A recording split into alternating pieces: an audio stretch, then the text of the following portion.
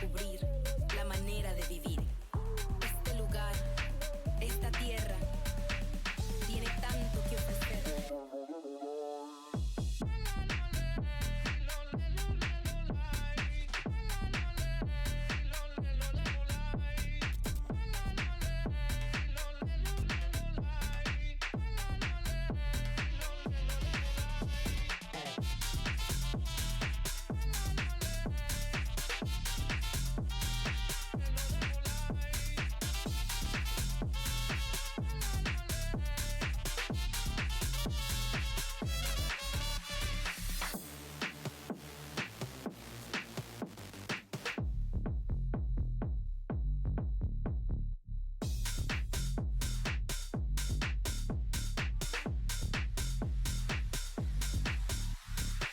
Es el sueño el motor, son las metas a alcanzar.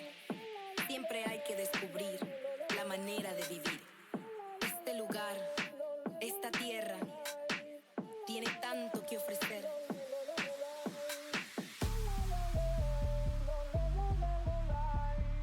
Tiene tanto que ofrecer.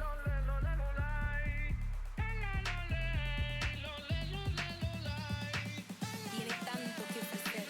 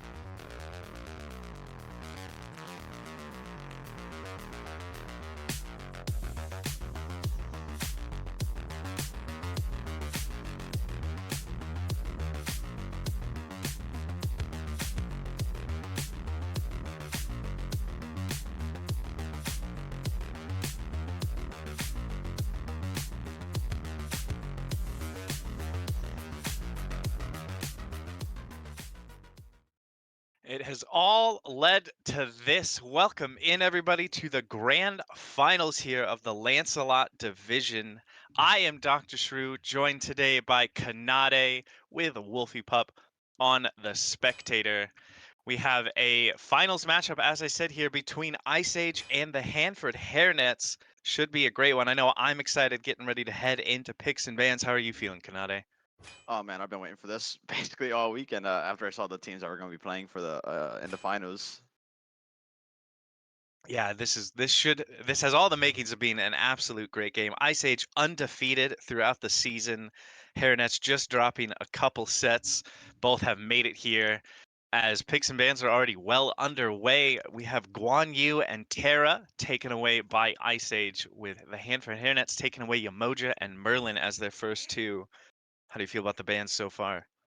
It's very strong bands. I mean, both teams realize that let's not give Merlin over to Guzzy, who's kind of been cooking on it lately.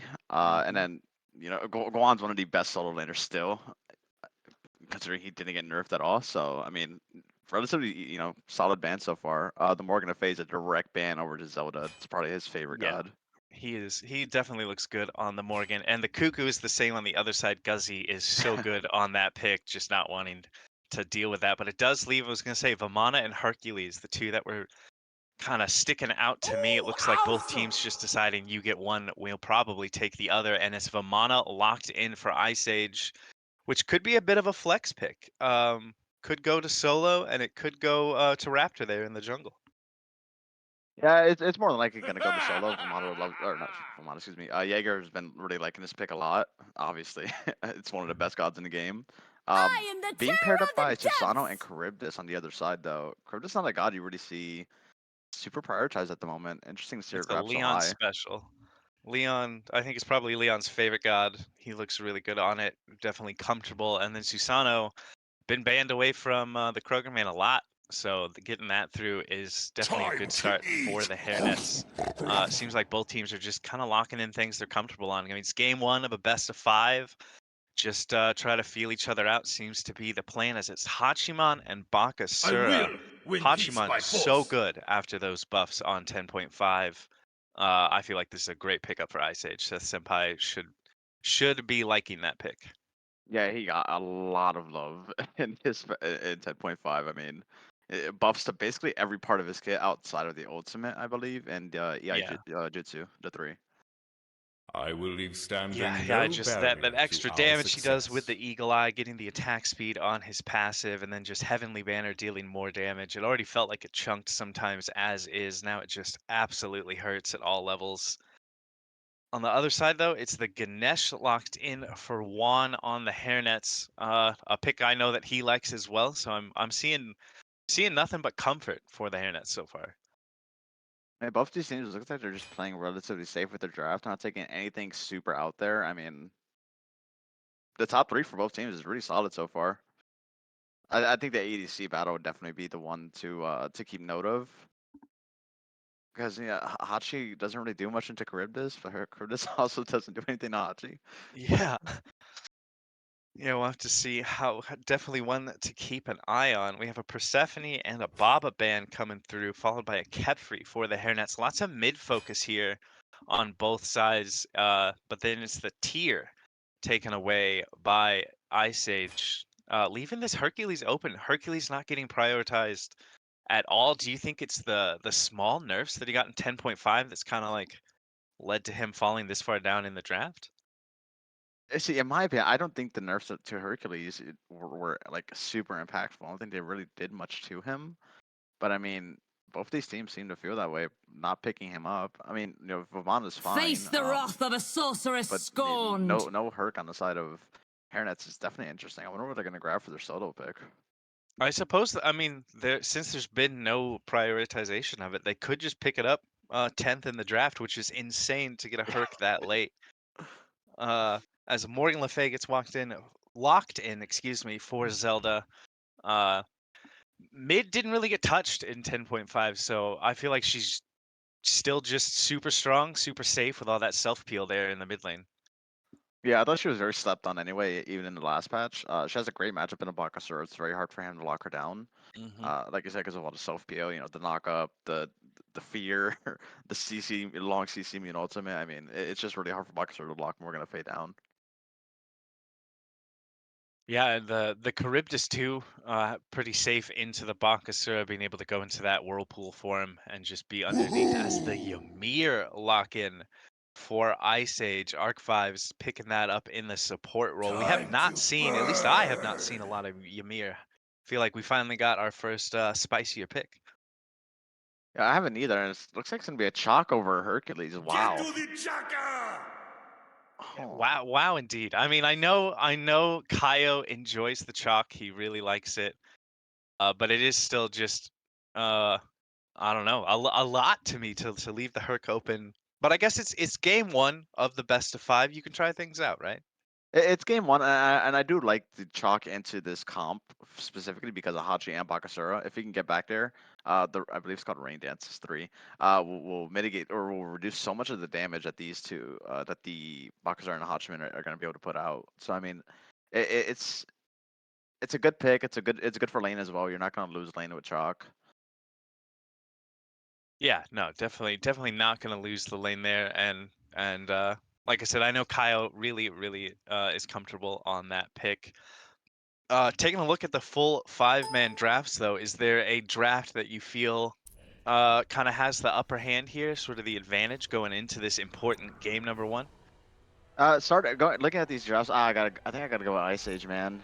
This Ymir is definitely gonna be the difference maker. There's a couple of characters on the side of the Hairnets that are just able to get locked down by a single wall, and we all know how good Ymir wall is. It's one of the best like single abilities in the game.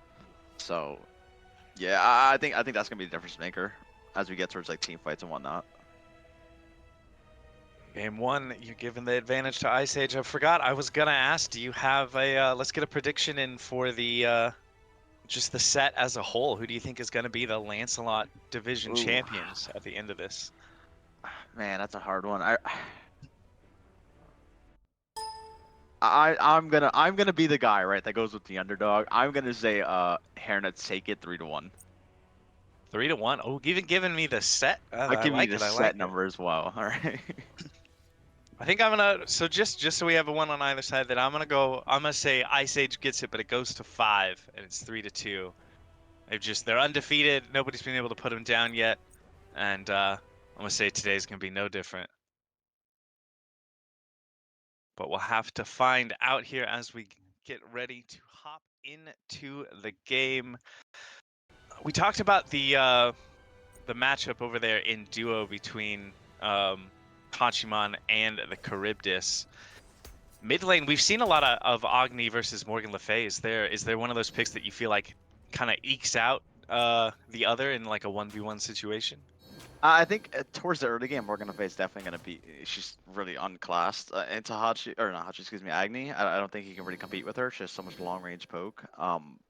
But as the game gets later, I definitely think Agni will take that. The bombs just do so much damage. Once he gets like 2 or 3 items online, he's absolutely going to be chunking people. I mean, Yeah, Agni does so much. Looks like Leon already top of the player damage charts. So I'm sure he's good with that. Just staying exactly the way it is from here on out. Got that little poke damage in. As the game gets fully underway here, minions spawning, and we are here in the grand finals of Lancelot Division. I cannot overstate how excited I am. Build-wise, as we get going here, nothing's standing out to me as you know, kind of different. Everything's seeming pretty standard across the board. the only thing with these builds I see so far that maybe I'm not the biggest fan of is the bluestone on the chalk. It definitely helps you clear, but you don't really have problems clearing as chalk anyway. It's just interesting pickup. I think if you got the Warriors Axe, that would have been a bit better for his brawling potential. But I mean, bluestone's fine. It's free damage. Yeah, definitely not in as good of a spot as it was earlier this season, receiving some nerfs. But I agree. I feel like on chalk, it'll if he's just wanting to get aggressive and dive into that Mac line and make people uncomfortable. I don't hate the pickup too much there. As we see some poke damage coming through in mid, both teams trying to get something set up here, trying to find that first blood bounty. Guzzy getting a little low on the Agni, but should be safe. Yeah, Bucky's just farming up, getting ready. Oh wow, because he got very poked out. He did indeed. I almost cast a curse at him, saying he should be safe there. Forced to back already will give Zelda just that little bit of XP advantage here in the mid lane. Yeah, he stepped up a little bit when he was already super low. I was very lucky he didn't get picked off. So rotations at the mid camps. That's what everybody's fighting for in this mid lane. Yeah, just getting that neutral farm so important here early. It seems like both junglers are prioritizing this mid lane, though. As I say that, Kroger does walk over towards duo, but doesn't seem like they want to take the fight and opts to back instead. His speed is up back there. All in all, just a lot of farming. Sorry, I didn't mean to cut you off there. No, you're good. I was gonna say, notably, Bakasura and Sana don't have the greatest early game in the world. Yeah. Especially with Sana or Kroger going this Transcendent start. He's gonna take a little while for him to get online. Yes, both Bakasura wants to spend that early game just eating minions and hyper farming, and Susano is definitely that late game can 1v1 anybody type of god. So I agree. It makes sense that they're both just focused on farming right now and hoping that they can make that difference as the game gets a little bit later. So we run in place a bit with some always fun stasis mode here. We're getting stasis diffed. Always. Zelda taking that conduit gem into... I'm so used to that conduit gem start being the Chronos pendant second, but Doomor, at least to me, feels so good on Morgan Le Fay. Do you like one of those options better for him to pick up first? I think for Morgan to face, I think there's a couple gods that like are kind of flexible which ones they can go. We see the purple invade in, and they do secure it. Yeah, Hairnets secure the purple buff. Does cost Leon his beads though, as he had to get away from the CC that Arc 5s was putting out, but they do get that purple as you said. So Cribbed is so safe with that whirlpool form. Should be relatively okay to stay safe until those beads come back up. Great dash coming out from Guzzy, kept them from getting pulled back by Kroger there. Yeah, the Hairnet's definitely opting to try and make sure that Guzzy is uncomfortable here in this mid lane. Oh, was that First solo kill? blood going to Kaio, and I'm pretty sure that was indeed a solo kill onto the Vamana. That is exactly pretty much what Chalk brings. I mean, pre-level 12, he's just gonna beat you in lane, even a Vamana, it would appear. Yeah, I mean, with Jaeger going this Golden Blade start, he doesn't have that defense, and it's very easy to, in the early game at least. Link in from Kroger here as he tries to invade this purple buff using the ult as well as Guan popping his as well, and it does look like they do manage to take it away. Good wall to keep his ADC alive. Seth Senpai very low. Raptor low elsewhere as well, but should be okay. That was a successful purple buff invade out of the Hairnets, who seem to be prioritizing this more aggressive playstyle right now. I definitely like this playstyle into the comp that Ice Age has at the moment. You gotta make them uncomfortable. Don't let them get ahead. Just outfarm them basically. Like if they can get to a point in this game where they're up about 2,000 or 3,000 as we get towards the mid game, I think they're in a great position to win this. Things definitely going well for them so far. It looks like with that first blood bounty, Kai was able to back and get a full regrowth, breastplate of regrowth over there in the solo lane, and that item did get a cost increase, so that first blood definitely helped him pick that up, and he should be even harder to deal with over there in solo now. Yeah, I mean, excuse me. Yeah, I mean, but on the other side, Jaeger did get his Golden Blade finally finished, so he'll be able to farm a bit better now, be able to actually clear waves without using his entire kit now. So, I mean, this lane should even out at least.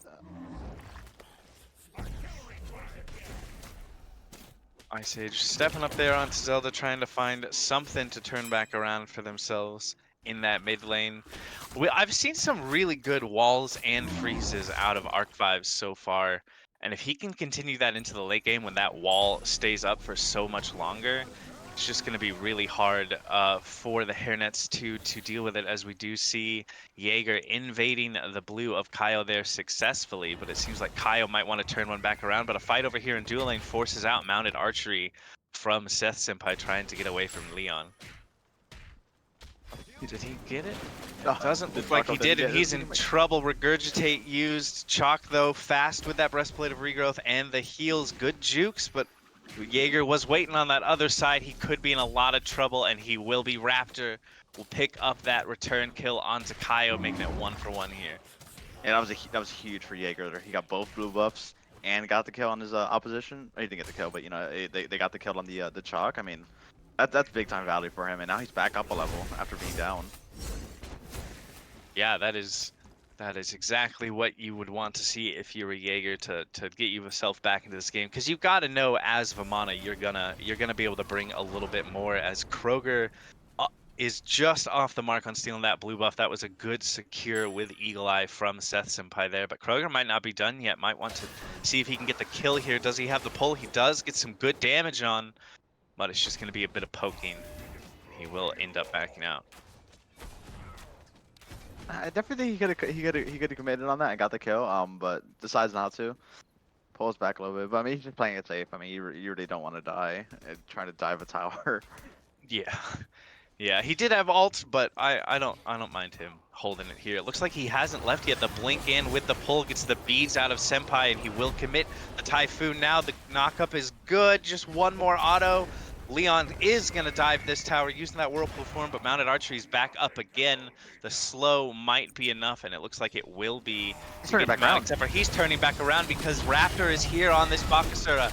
Regurgitate does a lot of damage to Leon, who could be in a bit of trouble, but he's turning damage around. Kroger will get the kill onto Raptor, and now it's Leon fighting for his life. At least one turns back around for Ice Age there, but that is a good pick onto this Bakasura jungle in the dual lane. That was an interesting fight all around. Whole lot happened. I think I definitely think if Seth had just continued going in, he would have died. So I mean, it was interesting that he turned around to begin with and tried to look back at that way. I think he was at like less than 100 HP. So I mean, Yeah. Fight for the blue buff, and it looks like Jaeger will So Jaeger steal it does it away again. again, both committing their ults. Chalk's pretty mana hungry. It can't feel good to get two successive blue buffs taken away from you. Chalk's actually not with his passive.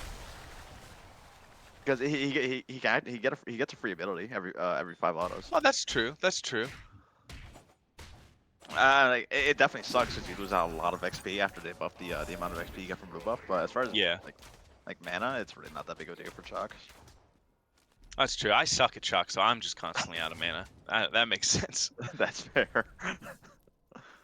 See a 3-man rotation over towards Leon here in duo. Purple buff not up though, so they might Leon just staying safe.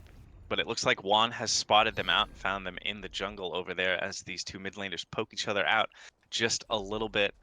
Kroger on the other side of the map, so if a fight would have broken out over in duo, he wouldn't have been able to make it there, but it seems like both teams find to just head back to a state of farming as Zelda gets dove, Zelda gets taken out. Guzzy, credit for that kill there in mid. It looks like Raptor and him both dove that tower to get it done. Yeah, it was a blink by Raptor instead of Recursion. Very good. And then the follow up damage from Guzzy just was able to secure the kill. Starting to get this Gold Fury though. They are pulling it. Looks like that is the call. They do indeed pull it. We're 10 minutes in. Gold Fury definitely something that they can look at. Juan should spot it out here on the Ganesh and be able to relay to a team. Kroger here as well. We'll try to 50-50 this, but it looks like Ice Age do have enough secure with that Agni to get it done. Kroger wants to turn one back around though. Good freeze out of Arc of Fives. Might get him out, and it does. He doesn't want to chase out. Bit worried about what turnaround could happen there from Ice Age. Interesting call there. I mean, he had to know that both Raptor and Arc 5 were basically one shot. So I mean, to pull out there, I mean, he's playing very safe. I think sometimes you just gotta like take a risk, especially like if it's that kind of a play where they're both low. But it is game 1, so you know they still have plenty of time to work things out and decide what they want to do with the rest of the set. Yeah, I wonder if his 2, the pull was on cooldown. Maybe got caught by the freeze and didn't feel like he had the engage or what happened there. But as you said, lots and lots of smite left to play here in this best of 5. So no harm, no foul just yet. That does give Ice Age the slightest of gold leads. Not really anything too impactful. But if they can continue this objective play and being able to steal them just out from underneath the noses of the Hairnets, that will increase it. Once again, objective started. This time the Pyromancer Juan is aware of it, but he's the only one fairly close, and Ice Age will be able to pick that up. Agni Bomb's good enough for secure. Kroger does get the pull onto Raptor, who's able to safely jump away. And that's just another objective taken rather quickly by Ice Age here. Yeah, Ice Age definitely playing these objectives very well. I mean, they got the Gold Fury and immediately made a rotation over to the Pyromancer and picked it up basically for free with very little contention. Oh, Duel here between the Hunters. That was an aggressive dash out of Seth Senpai, who seems comfortable on this Hachiman. Leon does have a bit of a level lead at the moment.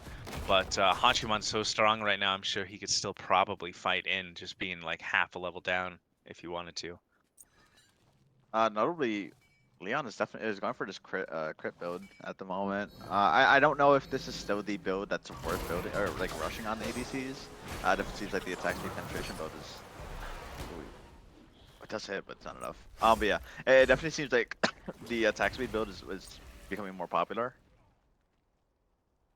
Yeah, do you think that's like a Charybdis specific thing where because of her unique sort of auto style, it might feel better, as Kroger here in here onto Seth Senpai, who maybe he didn't want to be. Good blink to get him out, but counter blink from Raptor with the regurgitate while slowing him down. It will be enough to get the kill. Raptor low though, but now it's Leon who's in trouble. Shell popped by Arc-5s there.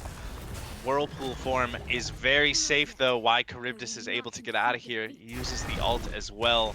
Should be able to get under the tower, but Raptor is back in their jungle. Could decide to wrap back around the tower, but opts instead just to steal farm away from this Hairnets team. Yeah, definitely not chasing that out. You didn't need to run super far into that tower there. So I mean, really good call to get from Ice Age to get their one pick and just leave. So yeah, with going back to what we were saying, do you feel like the Charybdis is like unique auto Oh yeah. style lens towards the crit a little better than some of the other hunters at the moment?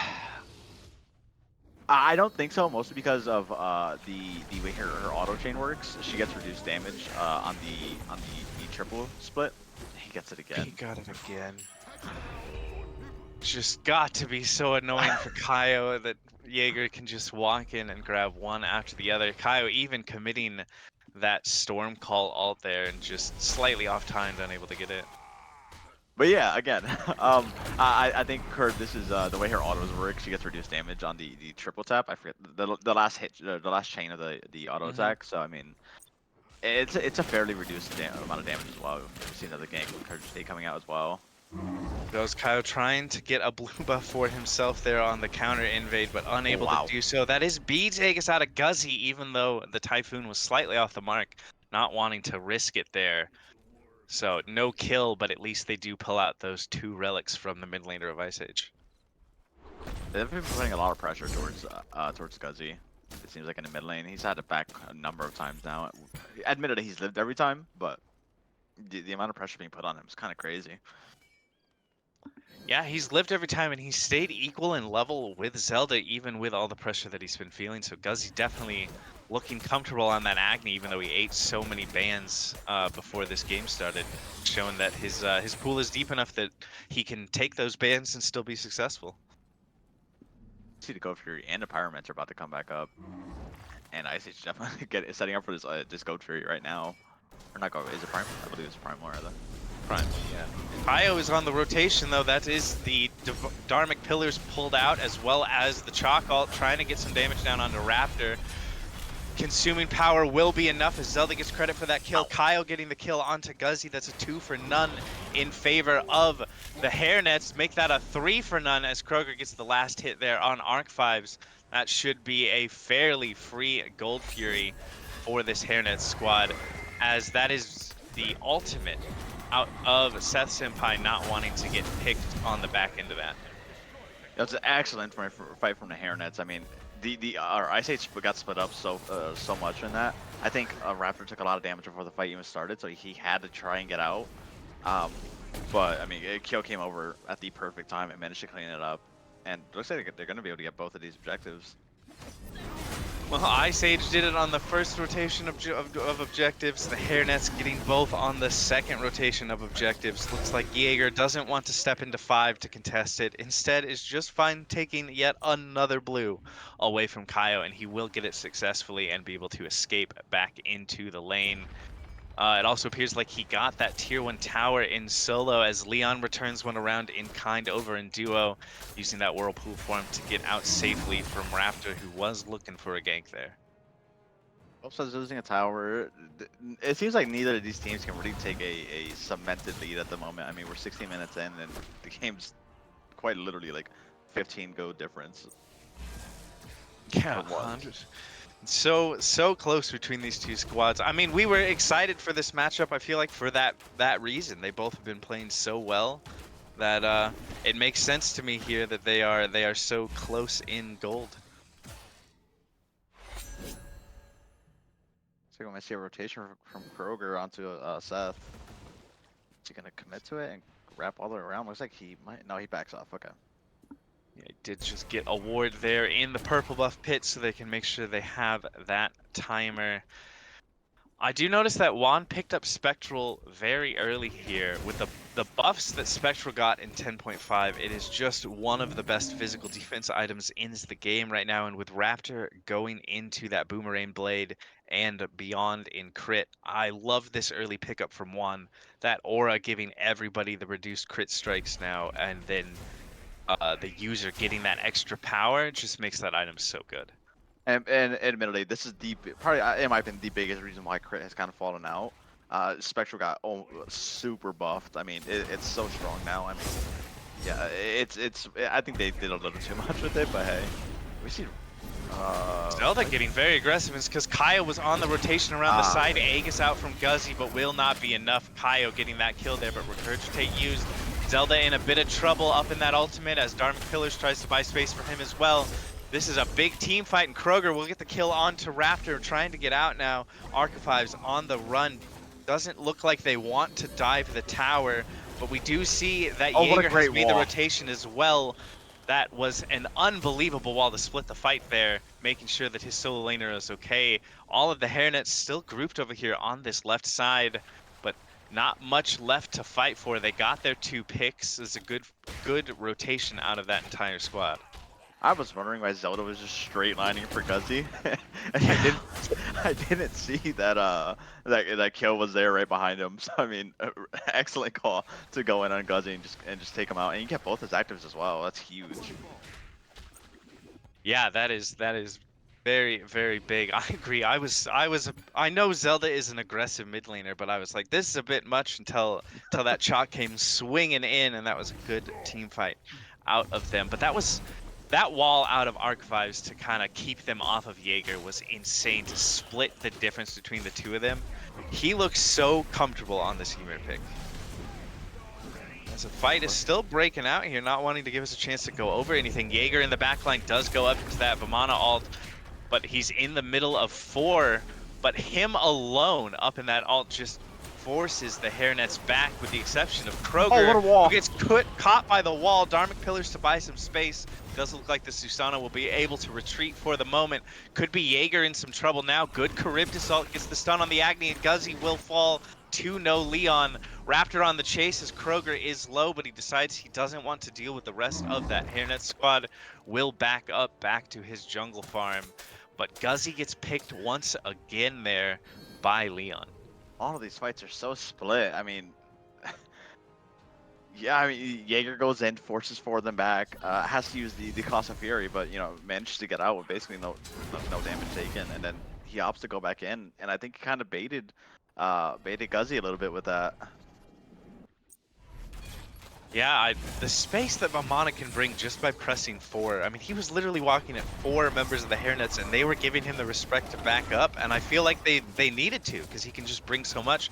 As his Gold Fury does get low, Juan is here, but unable to take it away. Another good wall, making sure that Leon can't step up to take care of that. We do see that Jaeger has picked up the Spectral himself to kind of counter out the crit that Leon is bringing.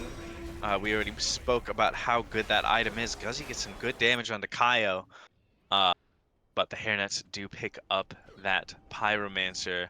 But I like the fairly early Spectral here out of the Vamana as well, especially since Jaeger will probably be the one that is jumping into the backline towards Leon. Yeah, Leon has to be careful when fighting into Jaeger right now. I mean, the passive on Contagion, or not Contagion, excuse me, on Spectral is gonna make him do so much more damage every time he eats a crit. So I mean, yeah, this is not a god that you want to fight if you're Leon. Yeah, if Jaeger goes up into Colossal Fury and gets even more power than Vamana usually does when he's up in that ult, it's going to be a scary time for the entire team. Leon needing to be careful. He only has the Demon Blade, not opting for more crit than that so far. Got that Odysseus bow most recently. Do you imagine he's going to pick up like a Deathbringer in that last slot? I'd prefer he didn't. I think the build he has now, minus the Demon Blade, is very strong on Charybdis. The way her autos work, she procs all or both the Kin size and the Odibo or Odysseus bow like multiple times. So I mean, I think if he can finishes out with like an Executioner or something of that nature, I mean he'll be a lot better off than going into more crit. On the other side, it looks like Seth Senpai going for the sort of shred build that we've grown very accustomed to, working into that dominance at the moment, but has that upgraded starter already. Didn't quite notice, but Seth Senpai has a 2-level lead over Leon over there in that dual lane. Oh, he does actually. I'm pretty sure that was mostly due to Leon rotating a lot in the past, like what, about 3 or 4 minutes. You know, Leon's been rotating a lot more. And yeah, I mean, Seth's just been able to free farm. Definitely working out for that Ice Age Hunter over there. As the tier 1 in mid does fall, Ice Age grouped up to siege that down. We're 23 minutes in. This Fire Giant is definitely on the menu now if fight can go cleanly in one direction. And you can see that the teams are definitely aware of that. So many wards over here on that Fire Giant side of the jungle. I can talk, but both these teams trying to get that ward dominance over here. Yeah, I mean, right now, like you said, they're just in like Fire Giant territory at the moment. We see a rotation over from Leon onto Jaeger. He's just gonna turn around dash. He should be just fine. But yeah, we see both teams just setting up for us, trying to get that ward domination at the moment. It's so important, especially when you're doing Fire Giant dances. Yeah, it really is. It can make all the difference in the world when it comes to who gets to step up and who gets to be the one that kind of sets the tone for these Fire Giant dances, as all 10 members are over here on this side of the map. The Blinken from Cobra gets a pull onto Raptor, who's forced to jump away, as it looks like the Hairnets are just pulling this Fire Giant. Could be trying to bait out a fight, but they're burning it fairly quickly now, almost at half health. And Kaio on the zone. Jaeger is well aware of it, able to keep track of how much HP it has, does decide to step up into that pit and head into the backline. Dharmic Pillar's used as the Regurgitate is popped as well. The Hairnets do get the first Fire Giant of the game. Raptor in that backline, but Zelda's able to pick him out. Damage coming on both sides, as it could be Seth Senpai in trouble, but he will get away for the moment. Meanwhile, Jaeger and Archivives are still on the chase, trying to catch out one of these Hairnet members, but it doesn't look like they're going to be able to do so. Kroger even getting aggressive onto Guzzy there. But Hairnets pick up that first Fire Giant of this game so far, get out cleanly, and are able to just back and start to set up for this initial siege. Yeah, I mean, they 50-50'd it, and it worked out really well for them. I'm pretty sure like they realize that they have the better secure when it comes to objectives. So like, why not, right? Why not try and 50-50 everything? Yeah, if that's the case, it just works out for them in their favor. They pick up the Pyromancer, as Ice Age will get that Primal Fury for them in the future to help them with future Fire Giant dances, if nothing else. I would assume that, the Hairnets just kind of sweep the towers right now. We probably won't see too much of a Phoenix siege, but should Ice Age choose to defend anything, how do you feel about Ice Age's siege defense here in this game? I think Ice Age has a very strong defense. I mean, the long range autos from Seth, the bomb spam from Guzzy, I mean, and notably the wall as well from Arc 5. I mean, they have a lot of tools to poke from far, and not make it easy for minion waves to get in. So I mean, I think the defense from Ice Age is actually quite strong. Gold here almost completely even after that Fire Giant, and the 2 towers in mid should start swinging the way of the Hairnets if they can continue to just clear out this jungle and push down these remaining 2 towers in solo and duo. But Ice Age must just be farming this map extremely well if they're able to lose FG and 2 towers to still remain relatively even in gold. Yeah, I mean, they've overall throughout this game, Ice Age has been farming pretty much perfectly, I'd say. I mean, outside of objectives, being dropped or that Fire Giant just now, they've done a really good job there farming. So that's a very aggressive path there. He does, lucky not to get caught out, but he does make it back under his tower, poking out these minion waves to try and make some space. But Dharmic Pillars use good pull-in from Kroger. Guzzy's deleted, and Kroger's not done yet, using that Typhoon to knock up Seth Senpai. Hairnets stepping forward here. They absolutely melted Guzzy, unfortunately dropping to 1 and 4 so far in this game. Looks like the Hairnets not wanting to step up into that Phoenix. They're just going to rotate towards this right lane to pick up that last tower. But that was a good fight out of the Hairnets there. Getting aggressive Pulling onto onto, Jaeger as Jaeger's well. so He's low. getting very low. He could He get does caught go out down. here, and he does. Kaio getting credit for that kill. Good shot call to secure it. Juan just taking some Phoenix shot there, making sure that Ice Age can't step up to this tier 2, which will end up falling. The Hairnets are playing as just such a unit right now, moving in unison to get these towers and to get those picks. Yeah, I mean, Kroger did a great job there. Realized that I'm pretty sure he saw that Jaeger was walking around a corner and just started the CC chain onto him. He just wasn't able to play the game or get into the Colossal Fury at all.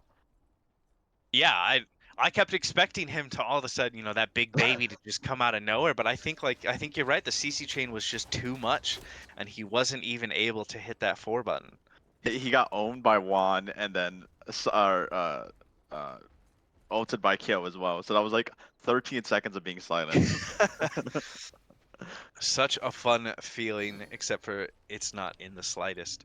As Fire Giant is about to respawn here, Hairnet's having that aggressive positioning, but Ice Age definitely don't want to give this one up for free, and I don't feel like they have any reason not to step up, except for if Raptor gets picked. He does use Regurgitate to try and turn some damage around, but Kyle will get another pick on this chalk. 5-1 and 5 for him over there in that solo lane. And with Raptor being down, that definitely hurts the chances of Ice Age being able to fully step up to this Fire Giant. The Hairnets seem like they know it. They're the ones who are stepping into this jungle here and are trying to get a pick onto Archetypes, though Seth Senpai gets a kill onto Kroger.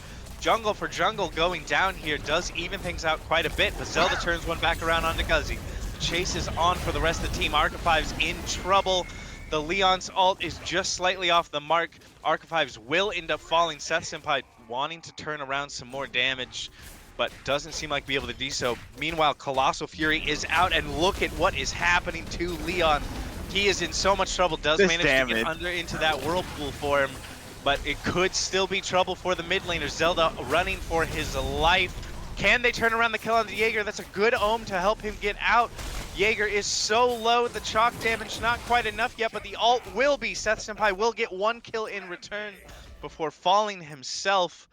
Raptor's A back up, 4-for-2 trade in favor of the Hairnets, but as you said, Raptor is back up, and that should just mean that there will be no siege available for the Hairnets, who will be forced to back up into their jungle here. Raptor kind of feeling it out, might want to try and get in here. They are backing in front of him once again. Leon will successfully get the back off. Doesn't seem like Raptor's going to be able to stop them from getting back to base. Yeah, that fight started out so well for Hairnets. Admittedly, they did end up winning it, but it took a long time. They got that very good pick on Seth, or not Seth, excuse me, on Raptor. But just kept pushing it, and Kroger stepped a bit too far into Seth and Guzzy and got taken out for it. I mean, it's a bit of an overextension from the Hairnets, as they could have got Fire Giant off of that pick on the Raptor. But I mean, overall, it still comes out relatively decent for them. Yeah, I mean, yeah, like you said, maybe could have gone better, but worked out for it in the end. They managed to get that team fight win. It does look like Leon, maybe he heard you, listened to your sage advice, and ended up going that Executioner in that last slot. And it seems like Seth Senpai went that Oboe as well in the last slot, kind of mirroring a little bit of what Leon is doing. But the Fire Giant has been pulled by the Hairnets. Jaeger is well aware of it and is stepping into the pit to contest this. He does get sundered. He does get shock ulted. Dharmic Pillars out as well. But Ice Age do manage to steal it there. Leon turns a kill around onto Raptor, but that is a big play for Ice Age, who are now on the retreat. Consuming Power does quite a bit of damage to Seth Senpai there, but not enough to get the kill. He does use his beads a bit earlier in that. Archetypes probably will end up falling here, but with stealing that Fire Giant, you've got to be okay with losing your support. Kroger wanted to turn something a bit more around, though. He does get Seth Senpai as Archetypes drops to Zelda. Fire Giant goes the way of Ice Age, but it's still the Hairnets 5 strong, stepping it into this Phoenix here on right. Guzzy tries to get some damage out, but forced to back up, and that will be the right bird going down to the Hairnets. They're gonna go for mid as well. I mean, they lost Fire Giant, but they're the ones making the impact play here. They really are. That was a blink in from Kroger trying to find something in the backline. Jaeger, though, stepping up, doing quite a bit of damage to Kaio. Good fear there out of Zelda to make sure Guzzy can't fully step up, and the mid Phoenix does fall down as well. Jaeger not done on this chase yet, running forward towards Leon, who is low. He blinks in. Does he have the damage to get it done? Good knock away from Zelda, but it's not enough. Jaeger will get the kill onto Leon there, and now it's Kaio who's in a bit of trouble. Chalk relatively safe and is able to get back towards his tier 2 tower, but it might not be enough. The damage out of Jaeger is just incredible as they chase the Hairnets all the way back to the tier 2. Looks like they will end up staying to pick this up. Kroger is in that backline using the Typhoon, just barely not enough damage to get the kill onto Guzzy. Now he could be the one in trouble. He does end up using the beads there, trying to get away from Jaeger, and will be able to do it. Dharmic Pillars used just to make sure that Jaeger knew he was not going to be able to step back up. But look at Zelda here on the Morgan Le Fay, stepping up alone for a moment against Jaeger to secure the green buff. All the while, Oni Fury being burned by Ice Age, and it will go to Ice Age. I feel like this fight hasn't stopped since the Phoenix Siege, but it looks like it might fizzle now. As I say that, though, Kroger not wanting to stop just yet. Attempts to jump forward towards that purple buff, but I feel like that is going to be the end of the fight after a lot of back and forth between these two squads. Yeah, this game is still, despite being down 2 Phoenixes, this game is still dead even in terms of gold and XP. I mean, at this point, XP doesn't really matter. I'm pretty sure everybody's level 20 already. 600. Yeah, 600 gold difference. No team really able to secure a major lead up until the, you know, just now with those 2 Phoenixes being taken out. I mean, despite this game being even in gold, the Hairnets are still in a very strong position. Yeah, two Phoenixes down will make this next Fire Giant much harder to contest for Ice Age. They do have Oni waves at the moment to try and push out some of these lanes. But the next Fire Giant will be enhanced, which will make it even more important than it already is. Kroger getting aggressive onto Raptor here, forces out the Regurgitate. Typhoon in response to knock him up. Sunder out from Kaio as well as the knockup from the Chalk ult. Raptor is in a bit of trouble, but Kaio might be as well now in the middle of 3 here of this Ice Age squad, but does the Chalk juke there and is able to get out. But now it's Jaeger in the backline, goes up into that Colossal Fury, turning around some damage as Mounted Archery comes through as well. Jaeger not dropping the damage onto Kaio here, just chasing him out. Even on a tanky target like this, Chalk is just able to do so much. That is the Aegis out of Seth Senpai as Dharmic Pillars gets used as well. Looks like the Hairnets wanting to take this fight. They're stepping up. They've caught Jaeger out, and Jaeger is gone. That is a huge pick for the Hairnets as the Fire Giant is just now respawning. Minions, though, did manage to make it onto the Titan and take a little bit of damage. 2 waves is hard to defend from. The Hairnets, they're stepping up towards the Titan room. Are they trying to end? This is an interesting call if they want to shoot for an end here. I mean, if they can burn it fast enough, which it looks like they might be able to, they have to keep Guzzy under control, but if they can do that, they can definitely win it. They're working on it. That's a good kill onto Kroger, but Zelda gets a double kill.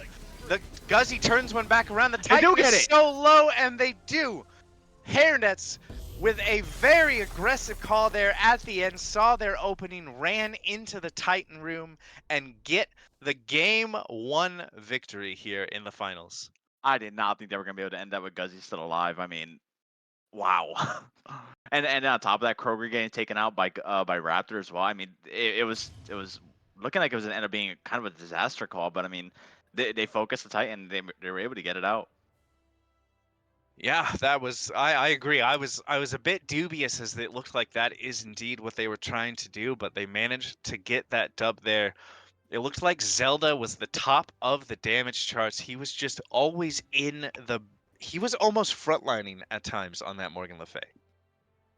Yeah, no, he was the one leading the charge into that that Titan just now on that Titan call. He was the one that started running down Seth and poked Seth out to where he had to leave. I mean, yeah, the aggression coming out from Zelda definitely was the like deciding factor for the Hairnets. One also going undying as well. Perfect stat line for a Ganesha. Yeah. 0-0 and 17. You cannot ask for more than that. 6-1 and 12 as well for Kyle on the chalk, looking impressive on what is definitely an off meta pick. Yeah, I mean, he was getting a little bit bullied in lane after he got that first blood, but I mean, other than that, he played team fights so well. He was he's just unstoppable.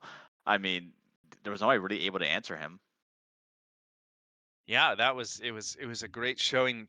Ice Age though, they had some really good moments there. I mean, Jaeger looked like such a menace on that Vamana, and Seth Senpai definitely showed that he's comfortable on that Hachiman after all those buffs, was looking good in those fights as well. Yeah, I agree. Seth definitely was making his impact, especially notably in lane. But as we got through team fights, he kind of disappeared. I thought. I mean, I think if you're Ice Age, right, and you want to try and make a bounce back for this game too, I think you have to get something in your top 3 for Guzzy. He did not look very comfortable at all on the Agni. Yeah, they definitely prioritized him in those bans. We'll have to see what direction both of these squads end up going for game number 2 here in the Lancelot Division Finals. When we come back from a quick break, you definitely don't want to miss out on the smite that is yet to come. So we will see you in just a few moments.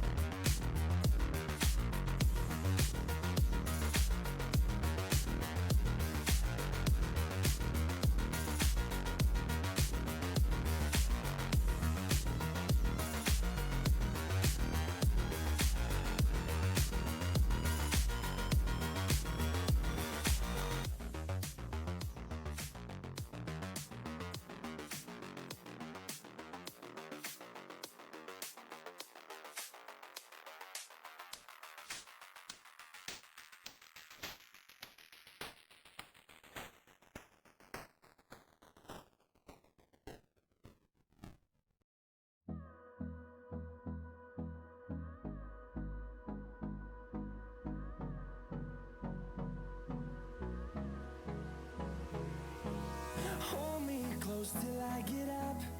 Time is barely on our side.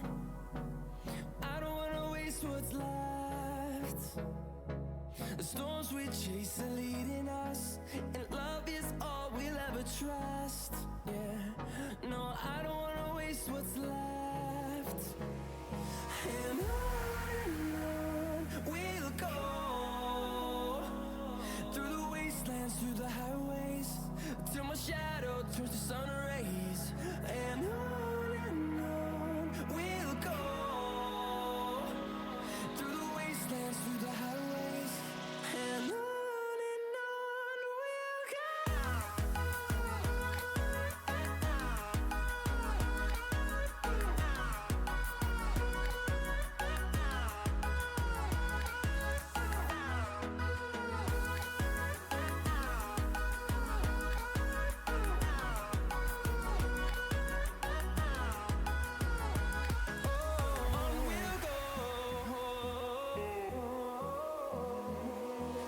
Finding life along the way, melodies we haven't played. No, I don't want no rest. Echoing around these walls, fighting to create a song. I don't wanna miss a beat. And on we'll go, through the wastelands, through the highways, till my shadow turns to sun rays. And on we'll go, through the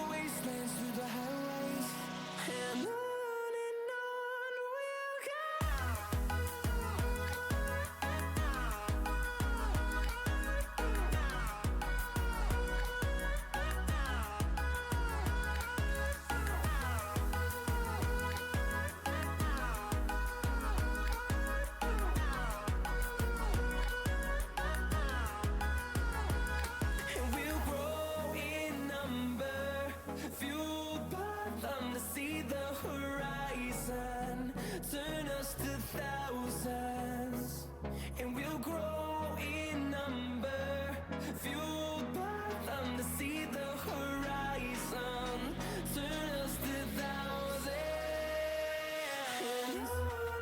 On we'll go. What felt like non-stop fighting in game one, the Hairnets go up 1-0 here in this grand finals set.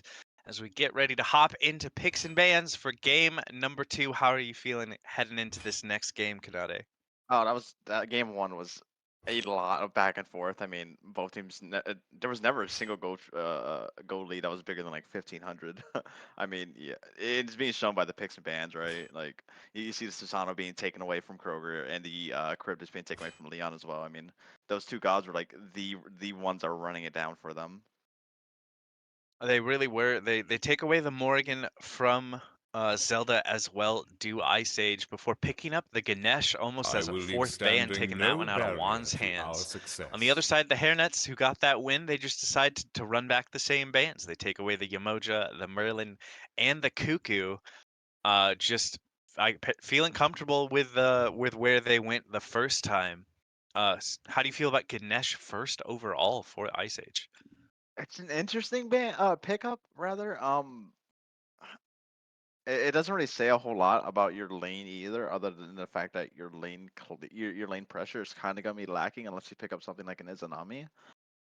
So you're probably gonna get bullied a little bit in lane, but I mean, Ganesha deals with like certain ganks very well.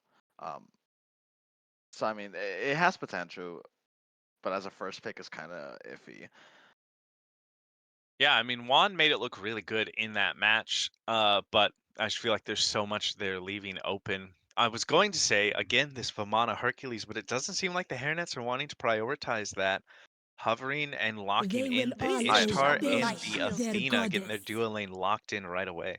This is a run it down in your face dual lane. I love the amount of aggression they have. This lane should have I will basically no win problem to peace see by the tier get force. picked up as well. That's kind of scary. The law But yeah, I mean, this returns to dual lane this should just land. absolutely run it down.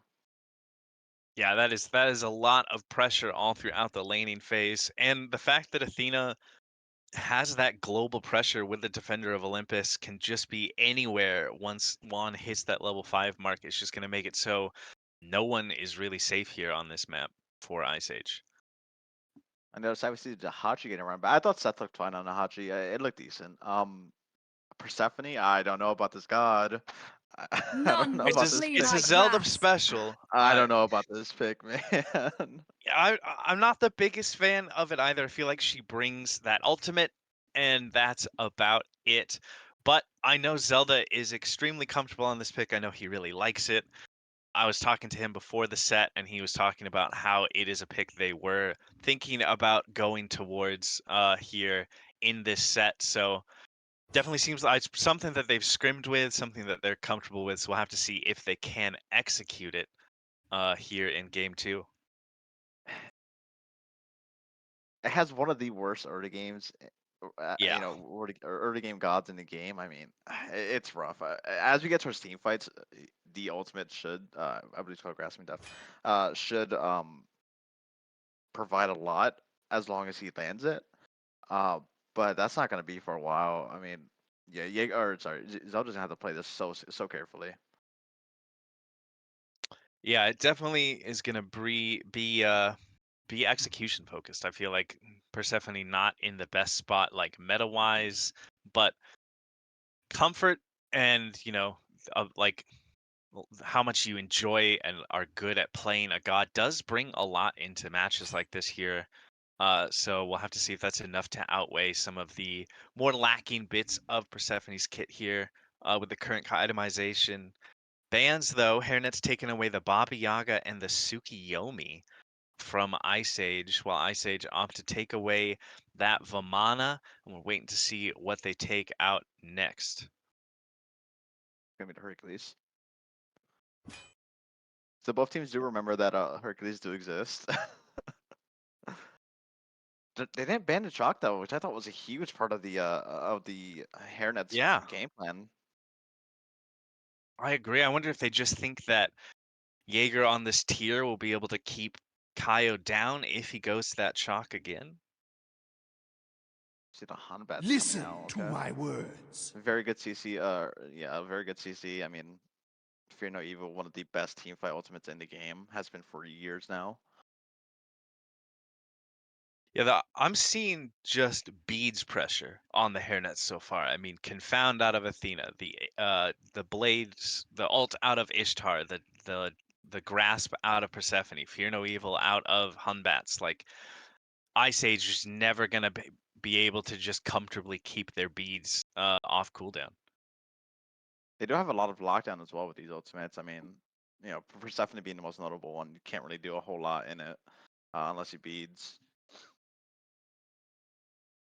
Definitely very team fight focused to me, at least, out of this Hairnet squad. Ice Age taking their time to lock in their last two picks here. They still need a jungler and a mid laner. Though I suppose there is a chance we could see the tier jungle. Do you imagine is there a world where we see Raptor on that pick? I really like Tyr in the jungle. He's definitely better in solo, but I do like him in the jungle as well. I mean, going that full damage route, your ultimate actually one-shots people, especially now after we got that massive buff. See the Marty Chorus being looked at for the first time this set. I getting picked up. It's gonna be going. Fear mid what is frenzy. unseen. Um, yeah, I think I'd rather have Tyr in solo if those are my options. Yeah, I think I agree. It is, the tier's a little bit of a flex pick, but it looks like that Serket will be the lock-in This for is one Raptor tail in that you jungle don't want to chase, instead. darling. I know he looks good on this pick. I know he likes it. And with the buffs she got recently, she's definitely something to fear in that jungle role. Notably, with Spectral getting as big of a buff as it did, I mean, he might just run into the same problem he did last game though, where he went that route and wasn't really able to contribute a whole lot towards the later parts of the game. Yeah, well, we'll have to see. Most Serket builds that I've seen just kind of pick up that one crit item, maybe like a Deathbringer.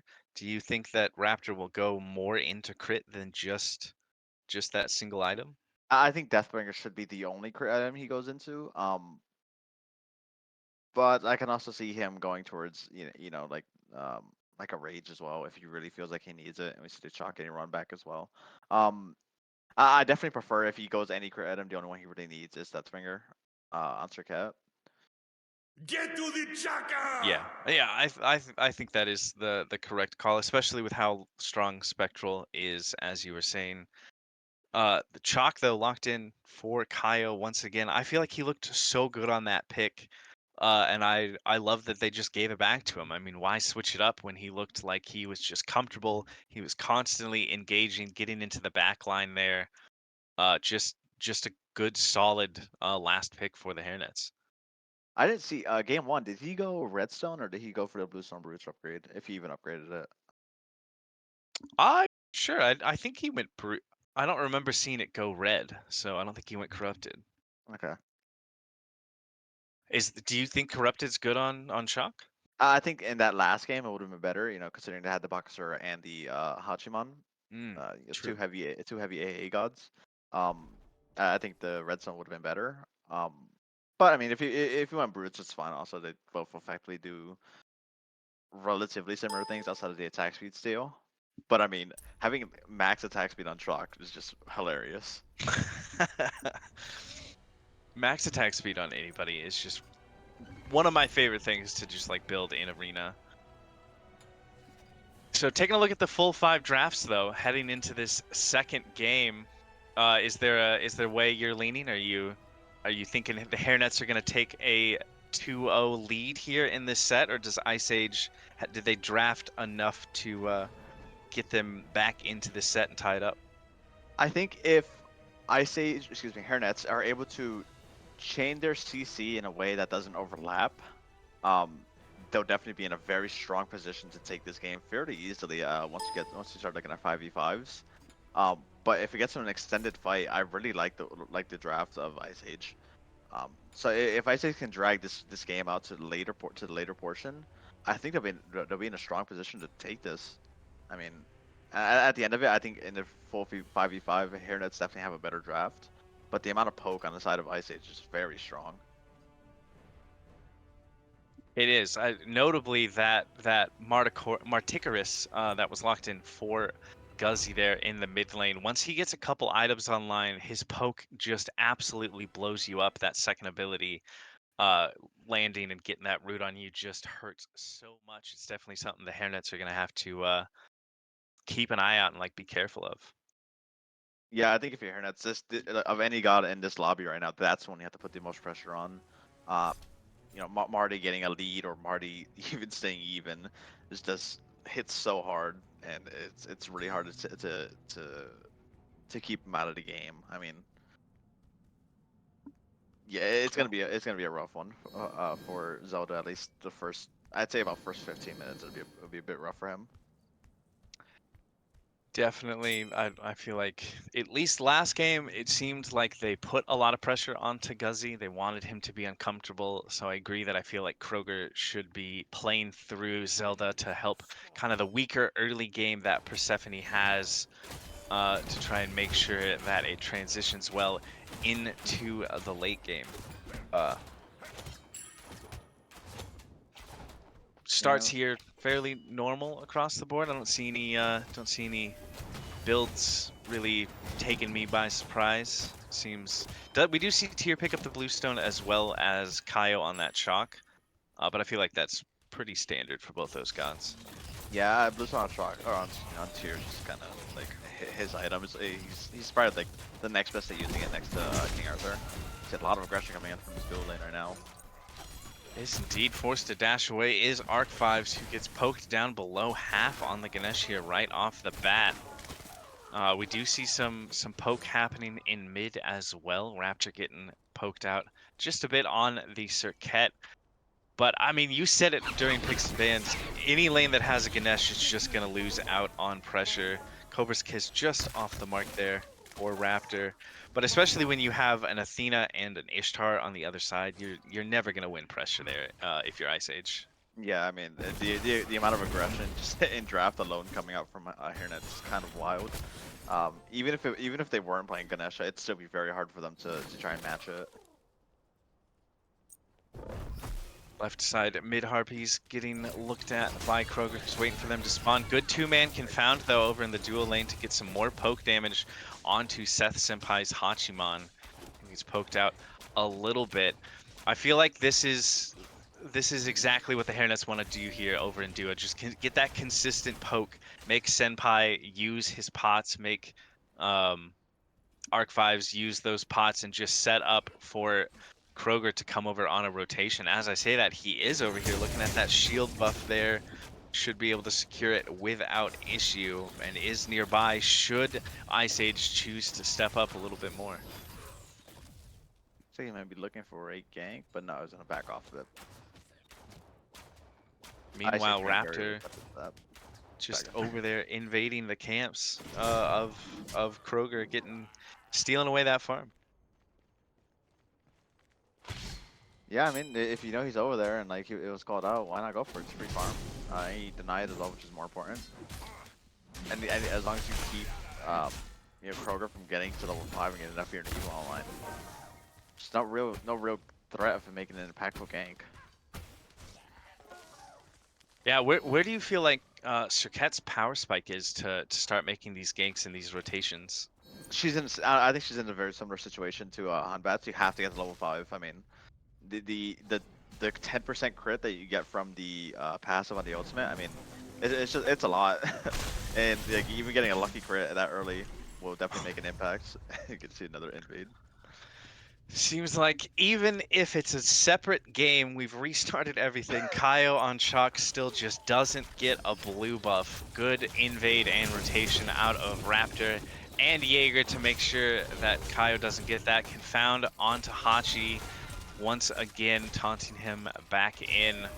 But I mean, poor Kaio. I don't think he's gotten a blue buff during the laning phase beyond the first one yet this set. I don't think he has either. It seems like Ice Age are just wanting to prioritize putting him behind. And I mean, if last game was any indication, it's definitely something you should be trying to do. I mean, he kind of just ran it down, and you know, was like a big factor of them winning that first game. Really was. The aggression in from the Hairnets here as we see the Ishtar all come out. Grasp of Death comes out as well as Fear No Evil. Seth Senpai in a lot of trouble. Will fall for first blood to Zelda on the Persephone, who just wanted to let us know that we might not like the pick here, but he likes it as Kaio once again gets the solo kill onto Jaeger. The Hairnets up 2-0 now. Seems like Kaio doesn't need a blue buff to do exactly what he wants to do. I mean, I guess not. I mean, yeah, that's kind of wild. I don't think there's really a world where Tyr should ever get soloed. That guy's very safe. But I mean, when you have a massive silence field, there's not really a whole lot Tyr can do to contest it, unless he beats. But obviously he went blink for first relic. Yeah, just good plays out of Kyle over there in the solo lane, and at that fight over in duo, I mean, just Zelda able to get that kill, get that first blood bounty on the Persephone, with the slightly rougher early game, having that extra gold is a definite boon for him there in mid, and that was just an all-around good fight out of the Hairnets. Yeah, it was a great rotation from Zelda. Recognized that the fight was pretty much free, and we see a gank onto Jaeger right now. Could be in a bit of trouble, but he is a tier. Fearless knocks Kaio back into the tower, but it's just committing to it as well. Jaeger gets the kill onto Kaio. Defender of Olympus trying to come out, but Kroger will fall to Raptor. They wanted that second kill, but that is exactly why tier is so strong. And look at the healing, already almost up to half. But he's just able to control them underneath that tower, and a good rotation out of Raptor to make sure they get both of those picks.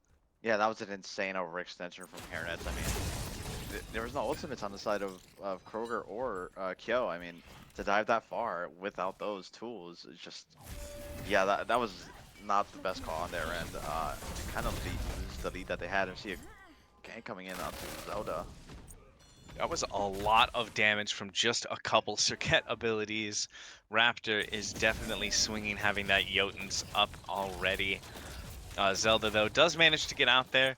Good appeal from Juan to make sure that that happens. But the one thing Persephone does have is the ability to do exactly what Zelda's doing right now and use those flowers to heal back up and be able to stay in this lane for just a little bit longer. Yeah, I mean, a lot of damage coming up from Raptor, and we're 6 minutes in the game. And yeah, as the game gets later, he's actually gonna be one-shot this time. Yeah, late game Circuit right now, you get Cobra's kissed and autoed, and you're a backliner, and you're just pretty much dead right off the bat. So very scary that Raptor's already pushing towards that point. Yeah, we said he has a slight level lead over Kroger, mostly due to that unfortunate gank attempt onto Tier. Do you think that as the Hairnets get the Gold Fury, just snuck it out from underneath the noses of Ice Age and from us? I did not even realize they were doing it. I was looking at builds, getting ready to talk about that, and they just sneak away that first objective of the game to give themselves a little gold lead advantage. I mean, yeah, that was a great call. Up 1,400 gold, now 1,500 roughly because of that. I mean, yeah. I was not expecting that, but I guess when you have Ishtar, you can kind of just shred any objective in the game. Yeah, I mean, that is a 7-minute Gold Fury, and it seems like they must have burned it quickly because Ice Age had no idea that it was happening. Just working out in their favor. Speaking of the Ishtar, do you think Leon is going to go crit here as he gets dove on by this Hachiman Defender of Olympus? Good for those protections to keep him safe from now. Confound not quite in range for Juan there, as it's Kroger in the back using the Fear No Evil onto the Circuit, who does ult in return, but overhead smash good enough to get the kill. Marticarus is here though and is up into the sky. So much damage onto Kroger. Good blink to get him out of the Lawbringer of Jaeger, and Kroger, man, will get that kill onto Raptor and make it out safely by the thinnest of margins. Wow, that was Insanely played by Kroger. What a great blink. I thought the ultimate from Raptor would have been able to finish it, but I guess he had a health pot or something. No, he didn't even have a health pot. Did he just not do enough damage? He was so low. I mean, wow. Must have just been right on the edge there. Not even close. No, I mean, wow, that ended up working out for the Hairnets there. The fact that Kroger lives means they get that pick and get out for free. Lots of ultimates used on both sides to try and secure more kills. But that does, I mean, the Hairnets are now around 2,000 or so gold up in the lead, which is kind of a bigger lead than we saw the entirety of the first game. Yeah, no, that's absolutely true. And most of it is coming off of that Gold Fury. And we see they see Raptor coming out. They jump away. Managed to dashes cut out, him, but blink. Cirquette so mobile, able to get out for free. Does expend the blink though, as you said, so won't have that for an engage tool for at least the next little while. 60 seconds, or sorry, that's Kroger's blink. 120 seconds there on cooldown. I was going to ask you if you expected Leon to go crit again as he seemed to enjoy it on the Charybdis, but there's been so much fighting. He answered it for me, and it does look like he is going into that crit tree. Has that dagger picked up already after the Devos, so probably going into that Demon Blade again. Would you imagine? Most likely, yeah. I mean, I don't really see what other item in that tree you would go. I guess you can go for the I forget what it's called, the boomerang. Yeah, Boomerang Blade. But I'm still personally not a fan of crit right now after the Spectre changes. But he built it. It looked good last game, so I mean maybe he can make it happen again. Notably, Ishtar, you know, oh wow, great amount of cavalry to defend against the Fear Evil. He won't have that again for the Ishtar. All the monkey is good on the bounce, and Kroger will be able to get back into that tower and get the kill. 2 ults getting used there, but it does result in a kill onto Seth Senpai. So job done for the Hairnets. You got to kill, and Gold Fury's about to respawn any minute, any second now. I mean, this is a very good position to be in if you're the Hairnets. Starting to take a pretty commanding position, up about what was that, 26 or 2,000 gold. I mean, Yeah, math is hard. math is definitely hard when you're trying to keep track of everything over here. But as you said, they're in a good spot right now. Are the Hairnets got the aggressive positioning over here towards this Gold Fury? I don't know if they're gonna try to pull it quite yet, as we do see that both solo laners are still over there in that solo lane. That's kind of what tells you when a team is serious about a Gold Fury here in the earlier stages. As a blink in from Kaio to prove me wrong right off the bat over here in this lane, which says that the Hairnets are setting up for this Gold Fury. They will start it right now.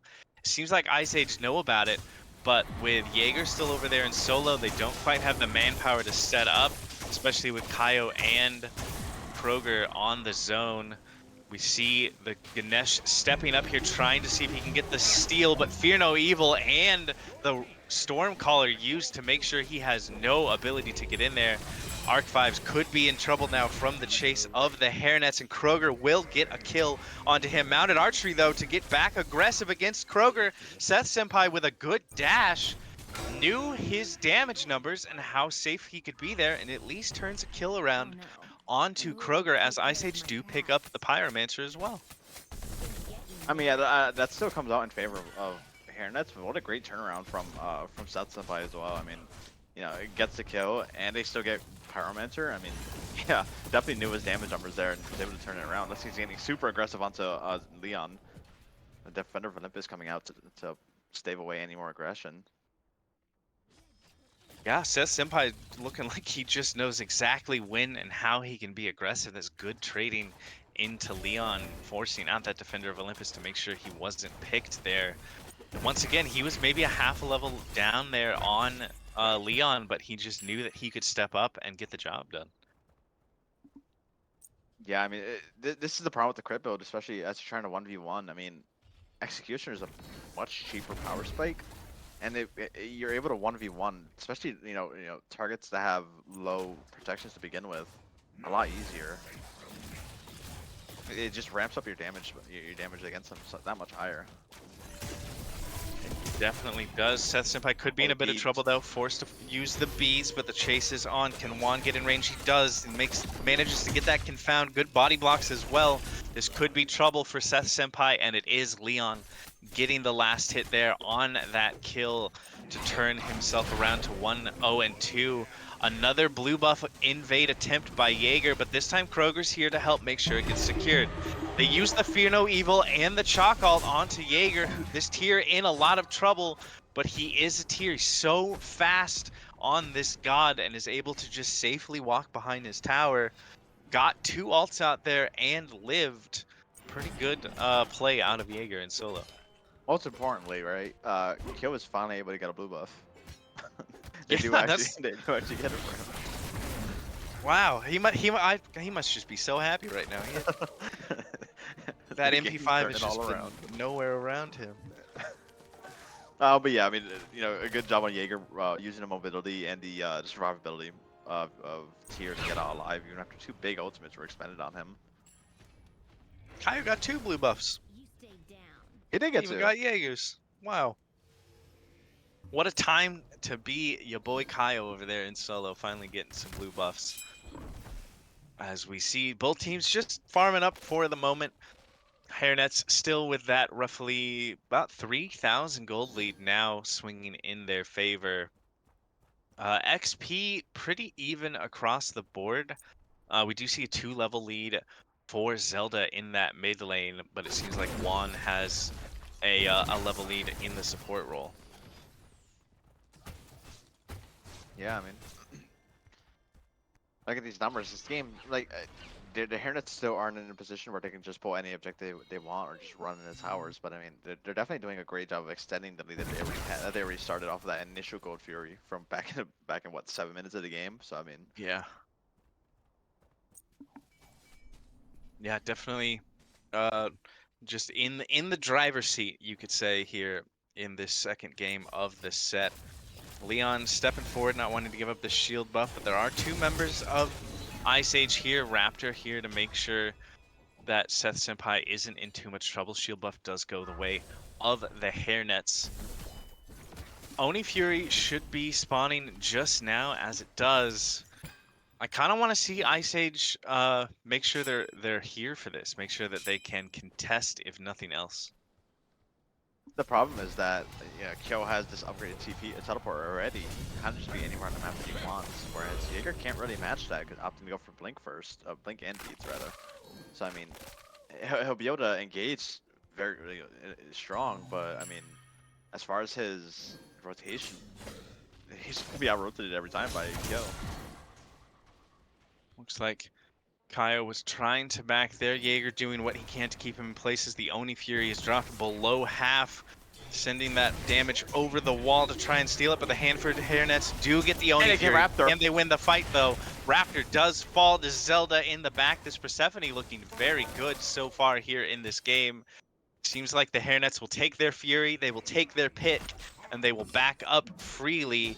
Jaeger trying to get another blue buff away from Chalk, but that was job done for the Hairnets over there in on the duo side. Yeah, I mean, the Hairnets are playing these objectives so well. I mean, they're exactly where they need to be. They're focusing targets as well. Afterwards, pretty strong as well. I mean, these guys are just doing a great job so far. Trying to get the Pyromancer as well, but they will leash it for the moment as there is a rotation out of Ice Age. Kaio just walking at Ganesh. Actually, Defender of Olympus getting used. They could be trying to turn this around, but a good dash should get Arc 5s out. Juan still stepping forward to buy some space. Sunder onto Jaeger, though, on this tier, but doesn't look like there's too much kill pressure there. We haven't had a chance to talk about it because he picked it up last game as well. Kaio has gone this Sunder both games so far on this Chalk. How do you like that relic choice? All right, I'm not gonna lie, Sunder is probably my favorite relic in the game. I love it. As soon as he upgrades to the Sundering Blast, if he can hit like 2 targets with it, it's gonna be a huge amount of damage that targets like Jaeger or Raptor are gonna be taking. They actually get one shot by just about everything. So I mean, they have to be very careful playing around this around Kyo right now with this Sunder. Definitely a good pickup. Not one that I ever grab because I don't have the skill to make sure I land it every time. So it just ended up being a wasted relic. Confound pulls back in tier here as this fight is still about the Pyromancer. Good fear, no evil though. Jaeger gets blown up. Dharmic Pillars used to try and buy some space, but the Hairnets are walking at this Ganesh. Arc 5's making it back under his mid-tier 1. But Kaio doesn't seem to care, stepping in, tanking up that tower, forcing out the Marticarus ult is one, but lots of damage coming through. Tier 1 in tower does end up falling, excuse me. But look at the damage onto Guzzy. He does get forced to use both relics as we have a bit of a jungle 1v1 here between these two. Raptor not wanting to take it anymore as Kaio was coming over, not respecting the 1v1. And just making sure that his jungler stays safe, and the Pyromancer will eventually end up heading towards the Hairnets. So you remember what I talked about at the beginning of the game, where I said as long as the Hairnets are, stacking their CC effectively, they should just kind of win basically any team fight. That last fight was a prime example of that. Jaeger actually couldn't move. That's how much CC he had continually chained onto him. Even with the tier passive, it wasn't enough. Yeah, that's impressive because Tier shrugs off that CC with that extra CCR that he gets. They're able to just completely lock him down like that. And it really proves your point that they have such a good chain of CC that they can do. And if they can kill Jaeger by doing that, I'm pretty sure that means they can take out any target they want. Yeah, and I mean if Jaeger keeps playing as aggressive as he has been, I mean that's just gonna happen every single time. Looks like there might be a big rotation towards him. He's gonna run back to tower though, be fine. We are. Giant. Yeah, that's what I was about to say. We are at this 20-minute mark. Fire Giant on the menu, and Hairnets are deciding to just pull the trigger right now. Kaio's keeping Jaeger busy in solo.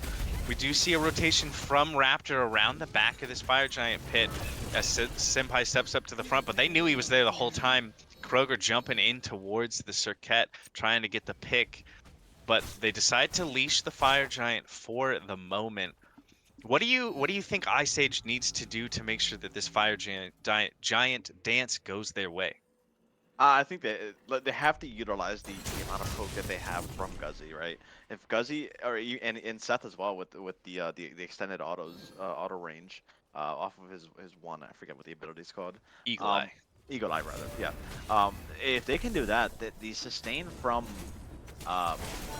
Hairnets outside of Chalk is not amazing. They'll force them to back.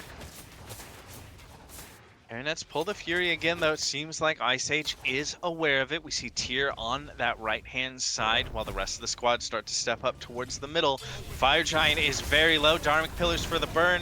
Marticarus for the burn, and Ice Age get the Fire Giant. Jaeger also gets a pick onto Zelda. This is going well for Ice Age as Guzzy gets another. Jaeger with the double kill, taking out Leon. Juan is in a lot of trouble, and Seth Senpai will get that kill. It's just the Kroger man remaining who does manage to get back, but that is Fire Giant and 4 kills for Ice Age. Yeah, I mean, if you're Ice Age, you're just running this down. This should be a free Phoenix. The next person up is Zelda at 17 seconds. I mean, if you could burn this tower fast enough, which looks like it's doing more than enough of a good job of. Kroger doesn't have Fear No Evil, so he doesn't have much of a way to stop this from happening. He's got to play safe and make sure he doesn't get picked here. It could be worse than just this Phoenix, which falls so quickly. You were right, that was just an easy bird.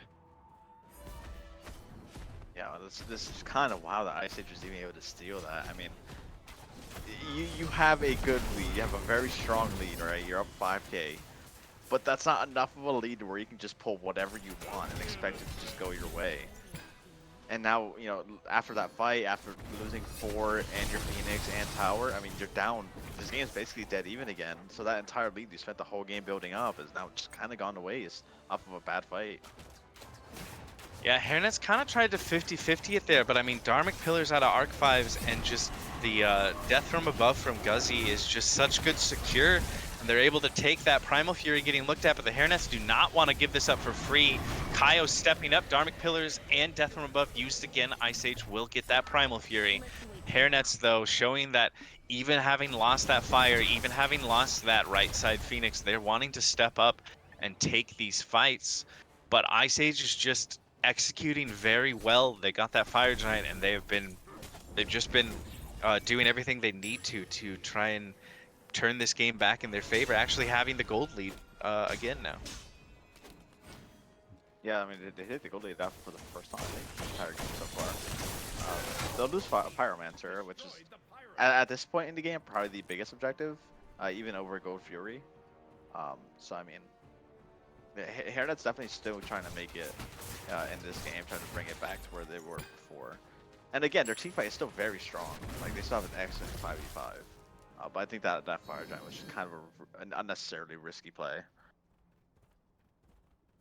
It definitely did not end up going their direction. That let Ice Age completely back into this game. Ice Age got that Fury, got that Bird. It doesn't look like they're going to try and push down a different lane, though. That's a big fire wave that's heading straight towards Leon right now. Should be able to clear it out just fine. But Ice Age are grouping up over here in this right side jungle. Maybe trying to pick someone out that steps too far forward. Yeah, the Hairnets are on it. They are pinging them out, and you know, I think they know they're there. But Kyo's kind of pushing up a little far. Oh, so's Kroger actually. Trying to feel stuff out here. Are the Hairnets? Why do you imagine Ice Age didn't opt to try and, like, I don't know, push down that left lane and get those two towers that are still over there in duo? That's a great question, actually. I don't really know why they didn't really opt to try and push for that. I mean, you know, there's no way they don't see him. The grass is in the wall, so they can't see it. Wow. Is he also crouching? No, he's just No, standing. he's just sitting in the grass. Raptor just putting on that sneaky passive. They have no idea that he's there. He can just wait. Fire Giant moments away from respawning here. 4 seconds will be up.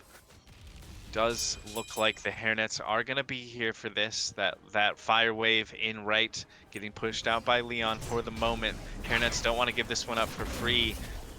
Kroger gets a little bit of poke damage on him there, though. Dropped lower than I know he would want to be, as it seems like Raptor's still on the side here, wanting to try and find something out. But the Fire Giant has been started. The Fire Giant is getting burned by Ice Age.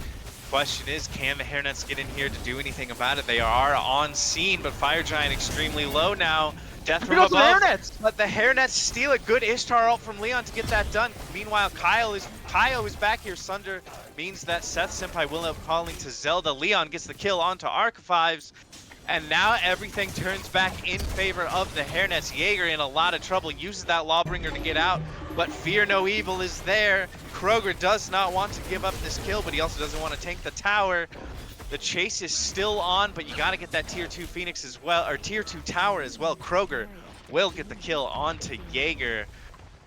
That is the second steal of a Fire Giant we've had in this game. This one now heading in the direction of the Hairnets, who have those runic bombs and opt to use one of them onto this right side. Phoenix will be able to pick that one up with ease. There is a small fire wave heading towards the Titan of the Hairnets, but it won't be enough to do too much. It seems like the Hairnets instead want to step up and sweep off some of these towers. That's an Aegis out of Leon, if my eyes don't deceive me. He's now down both relics and will opt to at least back up for the moment. What a steal by the Hairnets, though. Yeah, that was a massive play. I'm pretty sure it was Leon that stole it, right? It had to be. I think Leon. it was Ishtar, yeah. I mean, what a great play. I didn't think they were going to be able to contest it because the burn from Ice Age is so strong, but they do.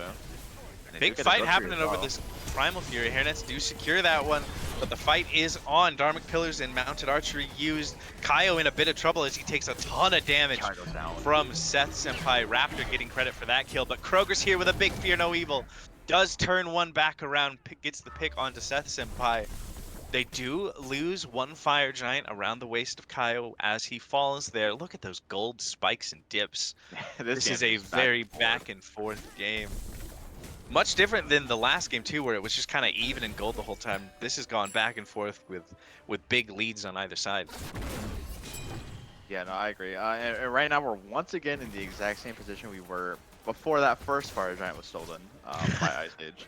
So if you're Hairnets, you have a big lead again, right? You have a Phoenix down on the right hand side. You still have Fire Giant, I believe, for another what 45 30 seconds, seconds? Yeah. something like that. I assume they're not gonna push anything. But you have the control of the game at this point. You're up. You have a big lead. At this point, just set up for the next Fire Giant, which should be EFG. And I mean, if you're Ice Age, you can't really give this one up for free. So you have to be here for these. 100%. Taking a look at the builds, because we haven't had a chance to talk much about them with how crazy and fast-paced this entire set has been so far. I don't see a Spectral on the side of Ice Age. Now, granted, Leon just has that Demon Blade. It's not like he's gone full crit here, but Spectral in such a good spot, I'm a bit surprised that we don't see Jaeger or Arc 5s pick that up. Yeah, I mean, as for as strong as I think the Spectral is, I don't think it's a must-buy item. Admittedly, it should be on the side. At least one person should have it on the side of Hairnets, but I don't think anybody does. Yeah, nobody has it there either. Circuit passive, she's level 20 now. She gets 30% free crit. And she like, yeah, Raptor hasn't built any crit, but that the passive from the ult, was a really big buff for her. Yeah. Yeah, both sides just not feeling the need to go that. We can see that Juan has built this Midgardian mail on this Athena as a bit of poke damage goes through. Fire Giant just about to spawn. How do you feel about Midgardian? Did it get? I don't think it got like buffed or anything, but No, I've seen it picked up a lot more recently. it got no changes, but I think even last patch, this item was in a very sleeper position. The amount of attack speed it reduces is quite a lot. It's 24%. When you have at max stacks. So I mean, that's a lot of damage being reduced, especially into this this attack speed build that's being popular. That's been popular as of late. Yeah, It's a lot of damage being reduced. especially with the two, hunters on the side of Ice Age. I do agree. I think that's a good pickup for them. All hiding out in this little grass thing, just Jaeger visible at the moment, dancing around. And it's just enough. The Hairnets don't know where the rest of this squad is. They will see Raptor on the map as he clears out that mid wave, but they're not wanting to step up. That damage from Kaio should let them know there's at least someone in that grass, and Ice Age will choose to back out. This is an enhanced Fire Giant now. We are 31 minutes into this game, meaning this Fire Giant is even more important than it has been before. Definitely both squads not wanting to give this back up. Both right side Phoenixes have respawned, as Raptor could be in a bit of trouble, does manage to use that Circuit mobility to get out here. But this is probably the most important fight of the game so far. Yeah, I gotta agree. I mean, this is EFG. This is like the fight that will probably decide this. You see the Sunder coming out and the ult onto Guzzy. Coyote wanting to get into this backline. Fear No Evil does do some damage Death Grasp as well, landing there. Raptor forced to disengage, but the Hairnets are completely grouped up trying to get done. But that was a 3 or 4 man Fearless that sets up for Seth Senpai to get a kill onto Leon. That is a big pick for Ice Age. And it looks like the Hairnets are now on retreat. Good chalk juke to make sure he gets away from Raptor. But Juan is in trouble now. Death from above dealing so much damage to that Athena.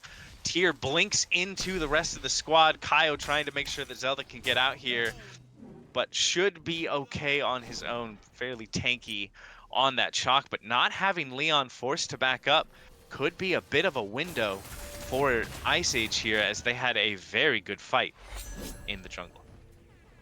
Yeah, that fight was kind of not going great for them until Jaeger hits that big, I believe it was a 3-man Fearless, and just gets Leon low enough to where he can be finished off. I mean, yeah, what a great play from Jaeger to turn that fight that was kind of looking a bit rough around. It was very split though. I mean, Kyo did a great job of zoning out Guzzy. Guzzy basically had to run away. But Kroger, I mean, he pushed up a bit too far and wasn't able to use the Fear No Evil where it was needed most. Yeah, he did manage to catch Guzzy with the Fear No Evil, but it wasn't very impactful, and then was needed to back up to help fuel for his team, and he didn't have that all-important ultimate available anymore. Zelda a bit pushed up here, but Persephone Dash is so good and able to get away from the Fearless of Jaeger. That's great. He doesn't have beads up. I don't believe he does. No, yeah. If he gets fearless there, I'm pretty sure he just dies. So I mean, Yeah. yeah. Good awareness on his part. Here we are again, back to another Fire Giant dance. Leon has respawned. Both of his relics are still on cooldown for the next 30 seconds. But he is back here and able to fight it. Ice Age didn't quite have the opportunity to pull that EFG while they had the numbers advantage, needing to heal up themselves, as that was a very back and forth fight, as you said. 3 runic bombs on the side of Ice Age, though. Jaeger holding 2 of them. Do you like using a bomb on something like a Fire Giant to help with burn or secure? Oh, absolutely. Even if you use both of them, as long as you secure the fire giant at the end of it, it's absolutely worth it. Because regardless of whether you have the bombs or not, when you have EFG, the backdoor protections don't really matter. So you still shred object or towers. Very, very true. Once again, Ice Age using the grass of Marticarus to try and set up some sort of ambush, but it seems like the Hairnets are wise about it, not wanting to step anywhere near wherever those are, as both teams just trying to feel something out right now, trying to find any sort of advantage, and it could be onto Kroger, who's getting wrapped around on Hunbat's pretty mobile, and he does retreat towards that Oracle Pit. It looked like for a moment that might have been the go button for the Hairnets as they dashed in towards the Fire Giant. They do pull it for a second, but decide to leash it eventually. Neither squad seem like they want to step up and make a mistake here. Yeah, like you said before, this is the most important fight right here. I mean, if they can get whichever team gets this EFG, should be in a very strong position. You can definitely almost feel it in the match that both teams are giving a lot of respect to this fight and to each other, trying to make sure this goes their way. Once again, Kroger and Raptor over in that mid lane, just making sure those waves stay crashing in the middle and we don't get any advantages there, while Ice Age hides out in that grass. Do you think Raptor has the 1v1 capabilities should Kroger want to take this fight?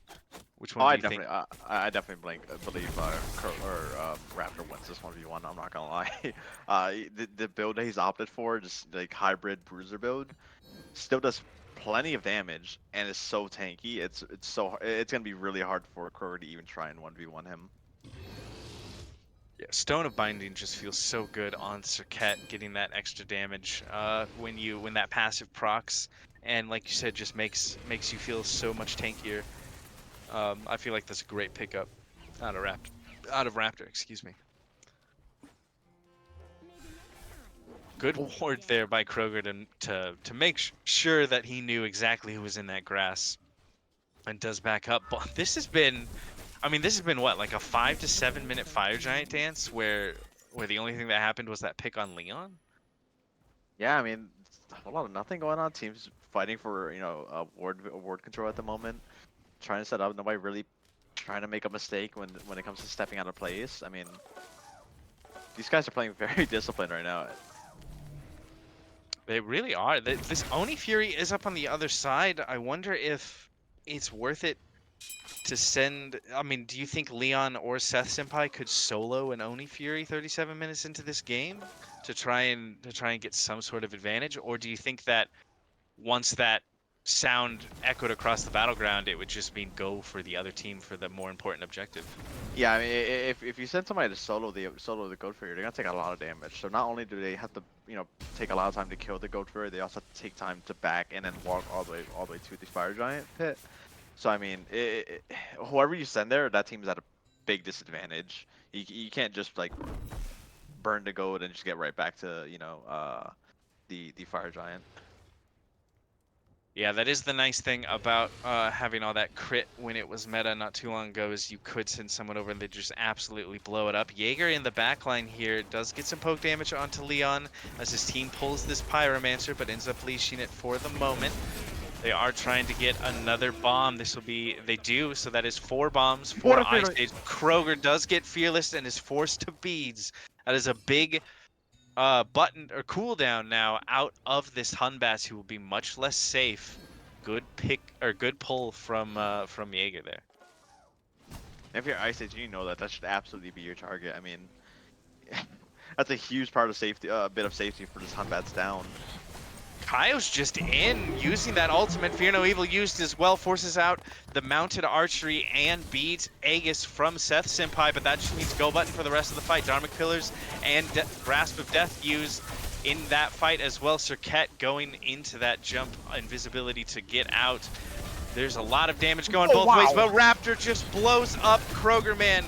Death from above forces out the Aegis on Persephone. Zelda in a lot of trouble. Leon does get a 180'd onto the tier, and Zelda's still alive. Absolutely deleted Raptor, but Ganesh with the kill there, giving it off to Guzzy. Wow. Good job from Arc-5's 2-for-2 trade means that we're still at a state of relative even here. I cannot believe Zelda got that kill. Yeah, Zelda actually just 180'd and just kind of like a one shot. Yeah, Zelda played that I think as best he could, as best he could, considering the situation he was in. And that fight starts off with the Kyo just running at 2 people and just dropping the ults on them. Yeah, I mean, look at the relics. The graveyard. As I say that was an unfortunate Aegis out of Guzzy there, but we've all been there before. The relics, yeah, like you said, just a graveyard of them. There's almost everything getting used. Zelda still has that beads. Leon has an Aegis. But other than that, it's just Guzzy's beats on the other side. Fire Giant does get pulled a little bit. It's just Kaio and Leon here trying to burn it. Ishtar is so good at burning objectives, though, that it might be enough. But we do see that Arc-5 knows about it, is stepping up into this pit. Both teams rushing to get back here. I thought the Hairnets were going to leash it, then they decided not to. They do end up leashing it, though, just trying to see if they could bait out anything from Arc-5's. Yeah, once again, we're back in this state where we've been for the past 10 minutes or so, just dancing around a Fire Giant. Both teams not really confident, just straight up pulling it. I mean, when you look at the 50-50 option, like chances, I think Ice Age kind of has a much better secure. With the death from above as well as the ultimate from this. Wow. A lot of damage onto Raptor. Fear No Evil will secure it, and that is a good and very impactful pick out of the Hairnets, that could be the difference maker here. Kroger does need to back to heal up, but you can see the Hairnets pushing up into this jungle. They know how big of a deal that is, and they are the ones with the aggressive positioning in front of this Fire Giant. They do back up now to start the pull on it.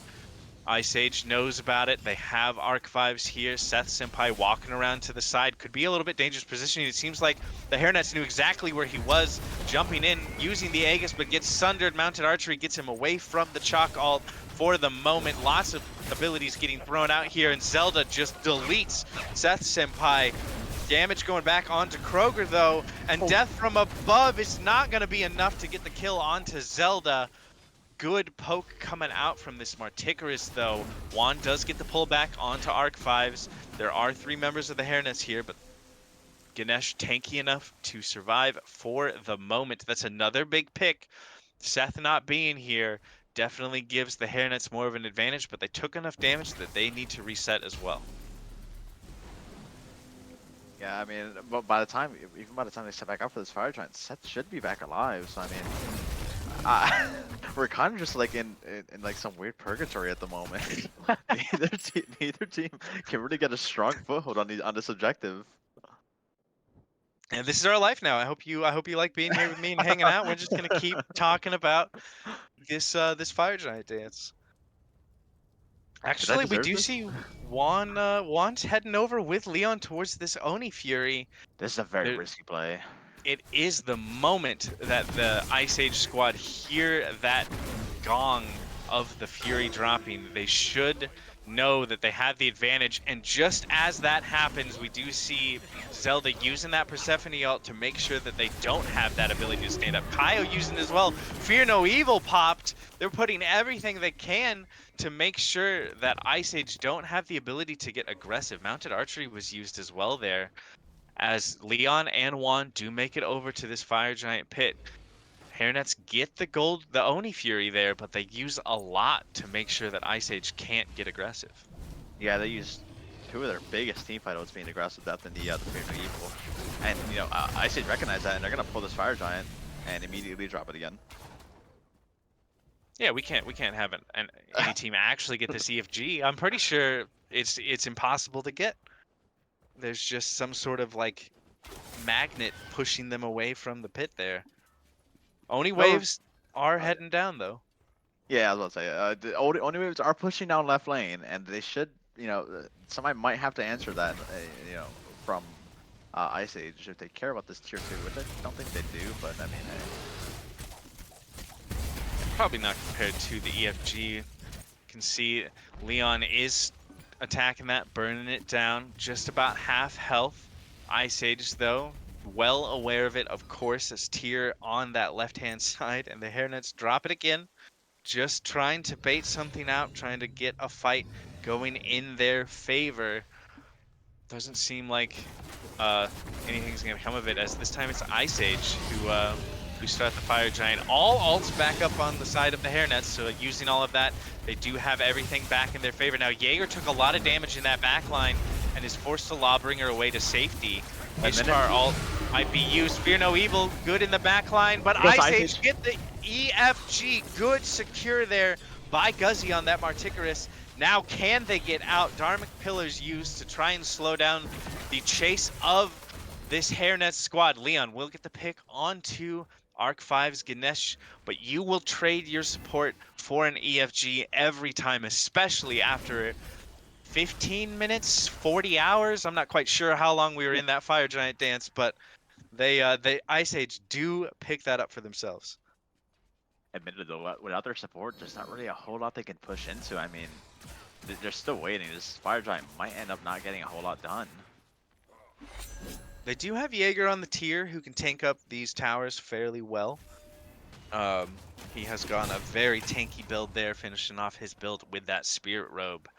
But yeah, not having your support is one of the more important targets you want that Fire Giant belt on, but they do have it on Seth Senpai, who's got to be target number 1 if you're the Hairnets, because he will absolutely shred these towers and Phoenixes.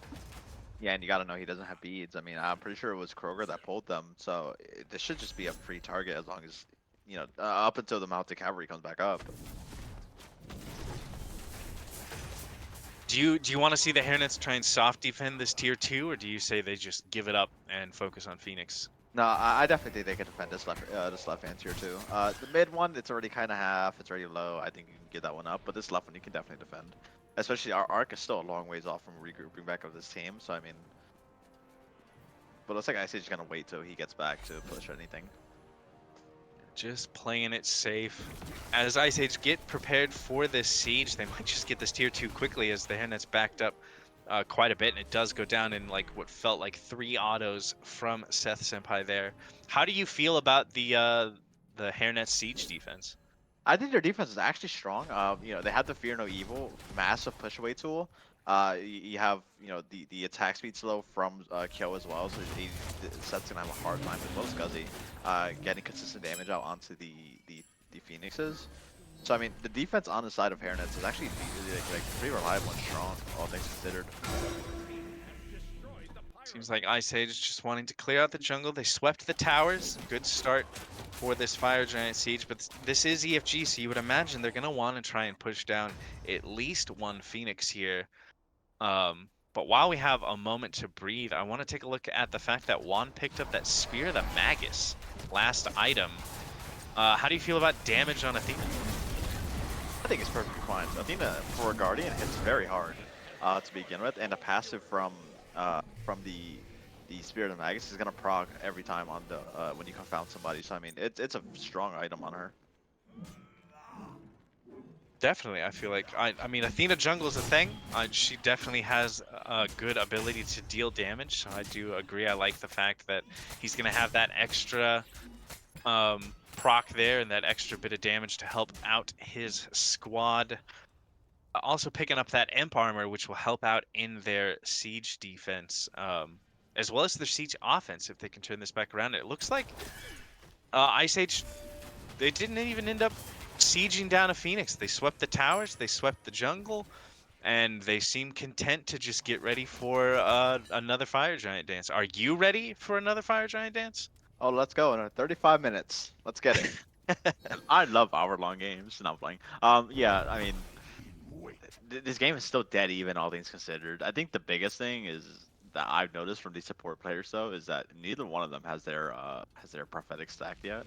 Yeah, We're 50 minutes in the game. yeah. How many games have you seen that were 50 minutes in and there's a 200 goal difference between the squads? Maybe 3. That is absolutely insane. These teams are so evenly matched here in this game. It's been back and forth and even the whole way through, as both teams now just we're back here again, trying to get vision dominance in the Fire Giant pit, trying to get vision dominance around the edge of the Fire Giant pit, and set up to hopefully get a pick and be able to put this game to an end. I feel like I said before it was the most important fight of the game. That is now this is the most important fight of the game. With no towers remaining for the Hairnets is an easy opportunity for Ice Age to walk in if they can get this EFG and just kind of take over on their siege. And on the other side, there's a mostly dead tier 2 in left and a weakened tier 2 in mid. It should be easy pickings for the Hairnets as well. So whoever gets this EFG is going to have a commanding position here to end this game. Yeah, neither team's really been able to win a fight cleanly. I mean, that's kind of what the biggest difference, deciding factor has been. Mostly for Ice Age not being able to push it to a Phoenix, losing Arc there, while losing your support usually doesn't seem like the biggest deal. As you get into late game, that's a huge part of your team fight. I mean, you can't really tank towers. When you're these squishier targets, and even with tier, he will get focused out, and he's our only one that can tank it in that situation. So I mean, Yeah. they're not able to push with that EFG, and we're back into this position where both teams are just dancing around it. They really are. If you're the Hairnets, who are you trying to play through in this dance to make sure that this next Fire Giant goes your way? Oh man, it's so hard because their engagement is relatively quite awkward, all things considered. I mean, you have double blink coming in from Raptor and Jaeger, but if they blink and they Evil miss Fear No used Evil, doesn't really come to much of anything. That's a big cooldown out of the Kroger man that he won't have for quite a bit of time here. Mounted archery used by Seth to get back into this fight quickly. Fire Giant getting pulled by the Hairnets. Good ult out of Zelda to do some damage, but he pays for it with his life. Raptor gets hit by the Chalk ult, forced to beads, and now it's retreat from the Hairnets. Kaio will not be able to though, as Guzzy gets that kill. Raptor jumping into the back, trying to make sure the Hairnets do not get to step up. And that is an easy Fire Giant kill from Ice Age. 2 down for the Hairnets. What do they do from here? I mean, you have no real ultimate to defend any of these Phoenixes. I mean, Fear No Evil isn't up for at least another 15 seconds, 15 to 20 seconds. And it was an interesting Fear No Evil to begin with. I don't know what he was going for there. But this looks like this might just be the end of the game, right? Like, I imagine it's got to be very close. Kroger does have Fear No Evil back up, but Dharmic Pillars makes sure that he cannot stick around to do anything with that. Mid Phoenix is down, and Ice Age step into the throne room. The Titan below half absolutely getting melted. Hairnets do what they can, but Ice Age take us to a state of even again, which is just the perfect thing to me with how even these teams have been in gold all game. We are now 1-1 here in the grand finals of Lance Division. yeah, I mean, I think that was a bit of a fumble from the Hairnets. They were in a commanding position for most of that. I really don't know what Kroger was looking for with that Fear No Evil. Yeah, I mean, and he got punished. His team got punished for as a result of it. Interesting plays there at the end. But Ice Age comes ahead to take advantage of the slip ups from Hairnets and manage to take it and make the scoreline a 1-1. Yeah, I'm taking a look at some of these slash lines. Guzzy was undying. I did not even realize 3-0-7 on that Marticarus looked so much more comfortable on it than he did on that Agony. And we were talking about before the game that they needed to be careful about the poke damage that he could bring on that god. They need to make sure he's, uncomfortable in that laning phase, but he just was able to stand back there and free cast and did exactly what Ice Age needed out of him. Yeah, Death from Above is very strong tool for keeping yourself alive, being untargetable and undamageable. Definitely worked out in their favor. Well, we're all square here after 2 games in the grand finals. We're going to take a quick break before we head back into game number 3 to see who can take the advantage here in this best of 5 set. Definitely don't go anywhere.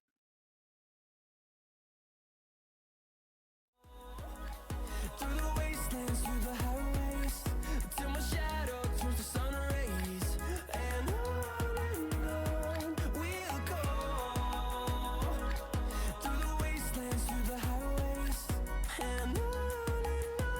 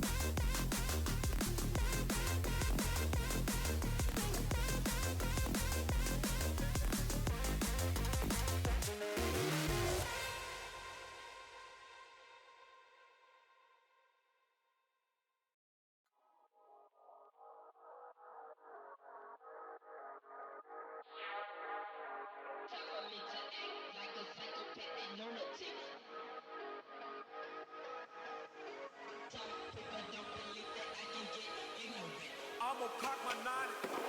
Mother.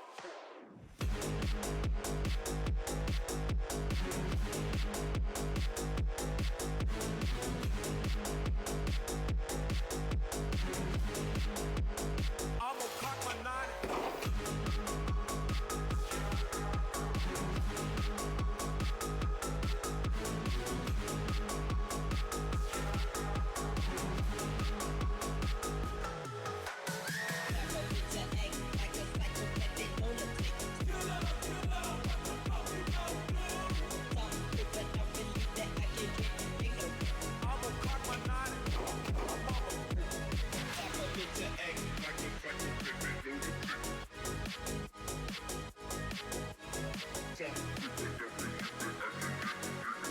I'ma cock my nine. I'ma cock my nine. Mother.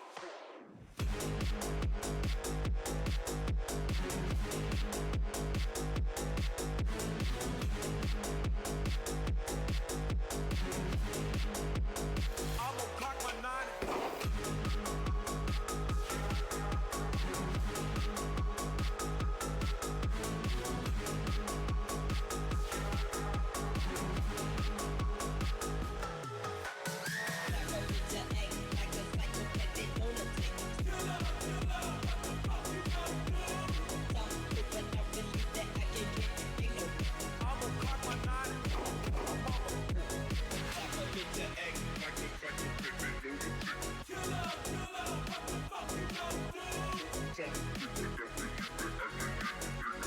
I'ma cock my nine.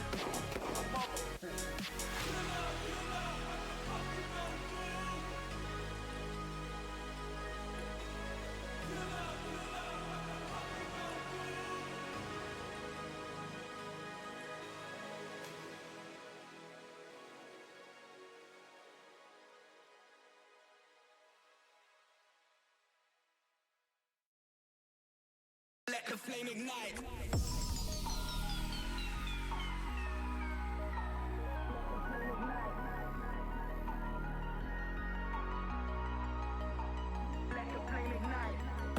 They like to judge me before they get to know me.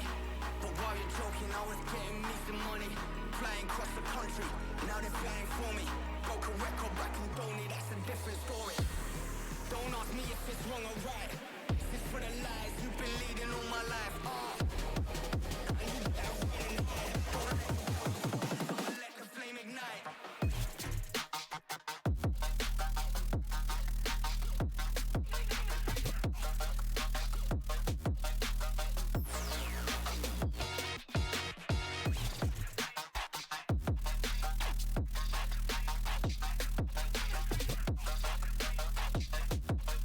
Don't let me tell you twice, I'ma let the flame ignite.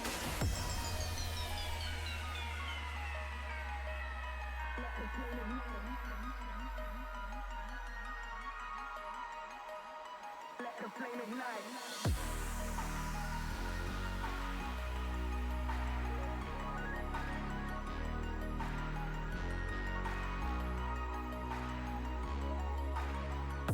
They like to judge me before they get to know me. But while you're joking, I was getting me some money. Flying across the country, now they're flying for me. Broke a record back in Donny, that's a different story. Major damage, locked and loaded.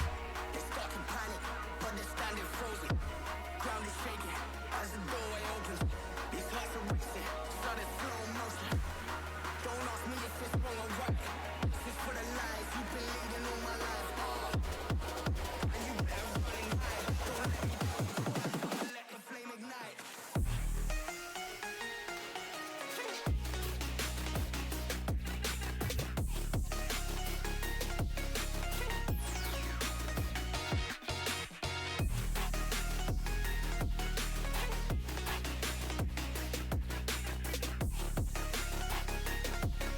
Don't let me tell you twice, I'ma let the flame ignite.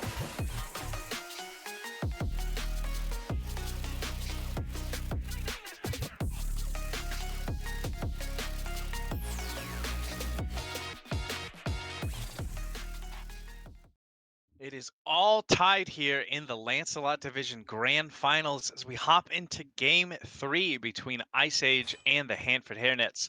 Hairnets getting that first pick now, switching it up after a long and intense game 2. Are you ready for game 3, Kanade? Oh yeah, let's get it. I had a chance to talk to Raptor before this match started, and he said that there might be some new and interesting picks coming out of this Ice Age squad. I wonder if we'll see them here in game 3 as the bands start rolling through. Hairnets taking away that Yamoja Merlin once again, sticking to their bands as Ice Age take away that Morrigan and the Charybdis. There is a slight change though. They opted to ban for the Marty Chorus this time from Hairnets. I mean, Guzzy looked so good on that. I definitely like that takeaway there. Susano, the last ban for Ice Age, I will leave as it's once standing again no a first barrier pick to our Ganesh success. for the Hairnets. Ice Age took that first pick last time, so both these teams definitely prioritizing that support. Ganesh is just such an interesting god, right? Like, if you look in like higher divisions and higher ranks, he sees next to zero play. But towards the bottom uh standings, he's like the most played god. It's he's such a weird dichotomy of Ganesha.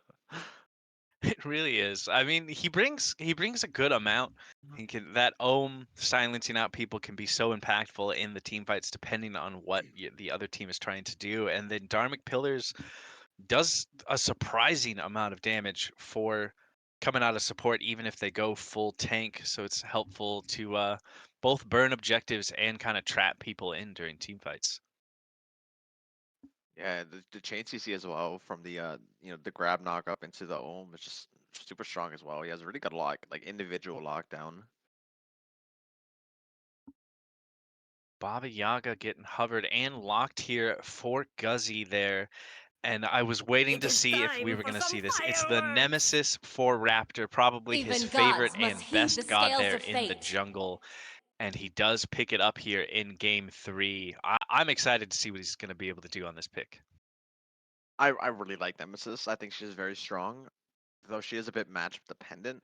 Um, you don't really see Nem as a high priority pick unless it's for something like a Cthulhu or another strong, like very tanky target. But she does bring a lot to team fights. The I believe To Retribution shatter is the ultimate. mountains. Um, yeah, it's a lot of single target damage. And mirroring that on the other side, we have a Thor and the Ishtar run back. They will all obey Yeah, Thor, their we goddess. haven't seen a Thor yet this game. I know it's a pick that Kroger is comfortable on, that he enjoys playing. And we do see that Ishtar for Leon. And I feel like Leon looked good on that Ishtar in the last game, so I don't mind them grabbing that for him again. Yeah, it'll help make up some of the lack of lane pressure that Ganesha can bring. So I mean, it's a have fairly come balanced to dual cover lane so this far. land I in like their pickup. darkness. The Chernobog on the other side is interesting. We haven't seen a Chernobog all set so far. We haven't. I feel like he's not in a bad spot though. Anytime the shred meta is kind of a thing that pen build and attack speed ends up kind of working out for him. So Seth Senpai wanting to try that one out. He does have that global pressure that he'll be able to bring, being able to get around the map as he pleases there. Bans coming through. Ice Age take away that Morgan Le Fay that Zelda looked so good on in game 1. And the Hairnets don't want that tier back in the hands of Jaeger. Yeah, it's so oppressive. I mean, the tier buffs to his ultimate were so insane. I mean, yeah, this is definitely a good ban. Giannis taken off the board. So 2 bans towards Zelda there in the mid lane as Kefri once again is taken away by the Hairnets. Something that they definitely don't want Arc 5s being able to use. Look at these drafts. These top 3 though. This Chernobog opens up something that neither team has really had in the first 2 games. That's the ability to split push. Chernobog during a Fire Giant dance. I mean, that whole 15-minute Fire Giant dance could have been, a lot different if, say he had been on a Chernobog. There's no way he locked Osiris. He locked the Osiris. Yes, indeed. I mean, Osiris got those buffs in 10.5. Could be in a better position. It may be something that Jaeger's just comfortable on. based on your reaction, I'm guessing you're not the biggest fan of this Osiris pick. I don't think Osiris getting 10 more damage on this 2 is enough to make this god any better than where he was at. Yeah, he boasts one of the lowest win rate across the entirety of the game. And it's not hard to see why. I mean, the days where he was dominating the jungle are kind of past past him. I don't even think he plays particularly well with these tanky builds either. When earlier this year when mitigation was the meta, obviously, yeah, that's his best stat, and he plays with it really Yeah. well. But I mean, I don't know what Osiris brings that something like a Guan Yu, which is being Harvard right now, wouldn't bring. It is interesting. They buffed his HP 5 and protections, if I remember correctly, as well in the patch. Not HP 5, not the most impactful stat, but might help him be able to kind of survive in lane a little bit easier. But I mean, if they do lock in this Guan Yu, which they do, as I say that for Kaio, it's just gonna give him. I mean, Conviction's just gonna I give should him have enough created a healing world to that you match do any not sort of exist in. HP 5 sustain that Jaeger's gonna be able to bring on the Osiris. Tiamat is the lock-in for Zelda, as Kuzenbo is the hover. This I said it earlier. There might be some interesting new picks that Ice Age were talking about bringing. Osiris, Kuzenbo, Chernobog. Definitely interesting new picks if they do decide to lock in that Kuzenbo for Arc 5s. Zembo is a very strong support, right? And they lock it in. But his problem is that he's hard locked into 2 relics, right? You have to go Blink and you have to go Thorns. Thorn's not the greatest relic at the moment. And any other combination, he doesn't really do a whole lot. He doesn't appeal particularly well. He's great for blinking in and pushing one person out of position, so your team can collapse on them. Yeah, But go ahead, sir. he can be disruptive with that Watery Grave ultimate in these kind of late game team fights. But I do agree that you are trapped with those 2 relics because you need to be able to make use of that shell spikes and add that extra thorns damage in on top of it. Could make things hard for Leon, especially if he opts for crit again. Could be kind of killing himself if he decides to focus out this Kuzenbo. But Ice Age definitely bringing some spice to game 3. I'm here for it. Yeah, they are. These are not the gods I thought that they would have brought into this this game 3, which is quickly becoming a must-win. I mean, they had their time to play around with game 1 and 2, but now like this has to be a comp they're super confident in if they're pulling it out into game 3. I agree. Yeah, when Raptor told me we might see some new and interesting things, I had imagined it would be in the first couple of games, and we saw pretty standard picks across the board. But now when it counts, like you said, I feel like it's got to be something they've practiced a lot, something they're very comfortable on and can execute well, and are trying to maybe catch out the Hairnets who probably weren't expecting these picks either. So they're gonna have to like on the fly figure out how to deal with the comp that Ice Age is bringing here. If we're looking at these 2 teams on paper, I definitely think Hairnets have the better draft by a pretty wide margin. But again, this is all like not knowing how either team has practiced with this comp. So if Ice Age is as confident in this as it seems like they are, I mean, they could just very well upset it. Upset the Hairnets here. Definitely, and I feel like I can't overstate how much Raptor enjoys this Dem pick and how good he's looked on it. It gets banned away from him quite often, and the fact that he's able to get it here, even with the more interesting, Kuzenbo, Osiris picks, I really feel is gonna at least give Ice Age, a way into this game because Raptor on Nem is just something to watch out for. I agree. Nemesis notably doesn't have the best early game compared to Thor, so I think the mid 2v2 should be in favor of Hairnets a bit more. Same thing with this dual lane. Chernobog is not very great in the early, but Zembo does do a lot of damage in the beginning portions of the game, so this dual lane should be fairly even, all things considered.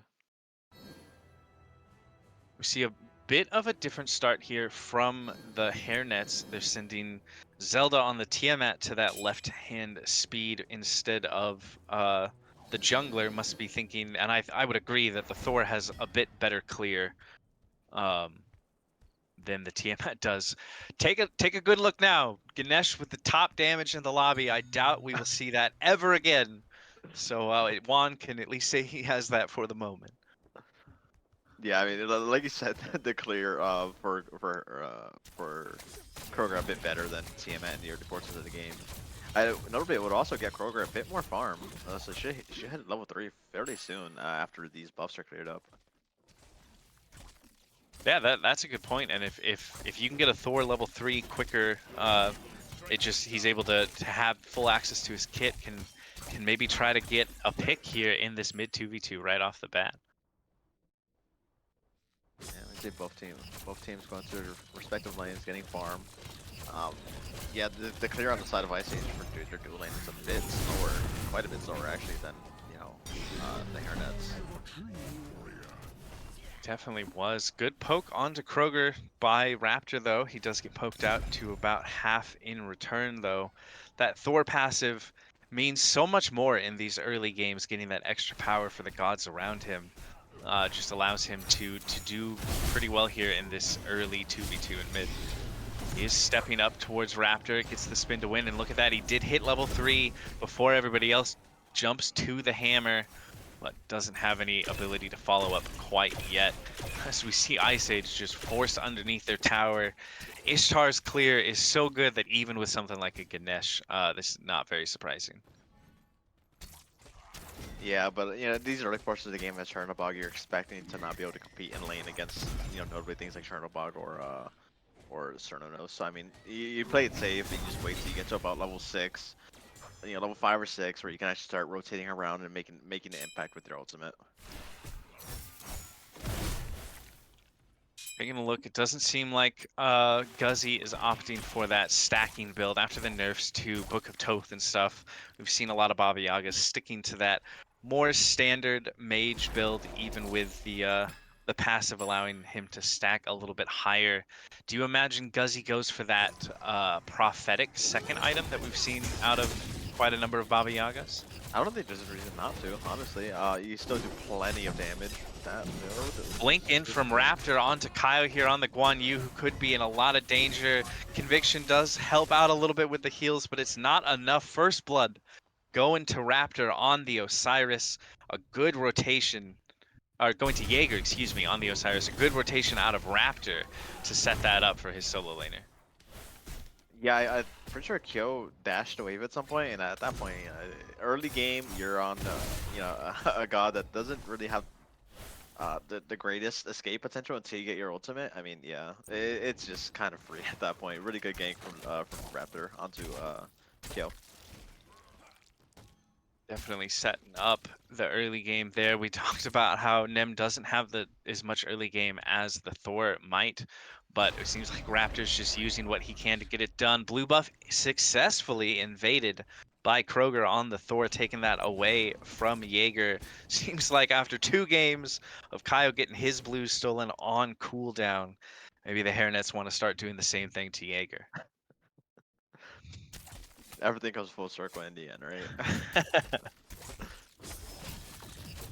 See both teams going back to farming, trying to reach their big power spikes in this early game. Aggression from the Tiamat here of Zelda, just off the mark with the stun, but gets some good poke damage onto the Baba Yaga for his troubles. Once Kroger hits the level 5 mark, which he just did now, what lane do you want to see him use that Anvil of Dawn in right off the bat? I think this dual lane should be our priority. Keeping Chernobog down and behind is absolutely where you want to be, and we see a invade onto the purple buff. Dual lane from Hairnets level 5. They do have the advantage here. Dharmic Pillars and the Ishtar are out. That gets the beads out of the Chernobog. Thor just not quite having the distance, but it could be lots of trouble. Daft into the tower is Leon. Arc 5's living for the moment. Raptor and Guzzy are here though. Home sweet home getting channeled. Beads out of Kroger are not enough, and he will end up falling. The chase is still on for Leon as well, but it seems like he should be able to get out. An unfortunate series of events for the Hairnets there ends up leading to the loss of their jungle. They did steal that purple buff, if I saw that correctly, but purple for jungle not going to be worth it. Yeah, I mean that's just massive overstep, notably from Leon. Got trapped by the Dharma Cutters in a really unfortunate position. Yeah. Um, it kind of led to Kroger having to push farther into that fight to try and get him out alive, and ends up paying with it for his life. He does. Getting body blocked by your own teammates' ultimate can't feel good. As Zelda now under pressure from Raptor does have that stance change to jump away safely under his tower, but Raptor has that golden blade, and he's able to farm fairly quickly, and he's been all over this map applying pressure.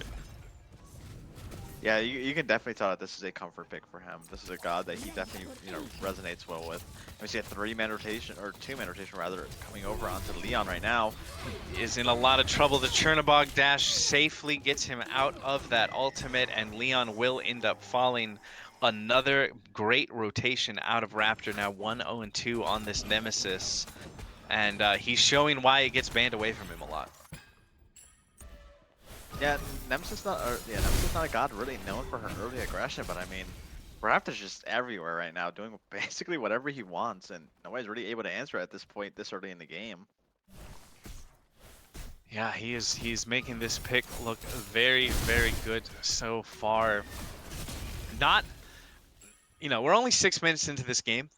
Hairnets are down 3 kills, but not the end of the world. We do see Kroger has finished that Jotun, so that's a good power spike for the Thor. Anvil of Dawn is back up, so he can make a rotation if he so chooses to one of these lanes. Kaio getting poked out a little bit by Jaeger on this Osiris, who's holding his own pretty well in this lane so far.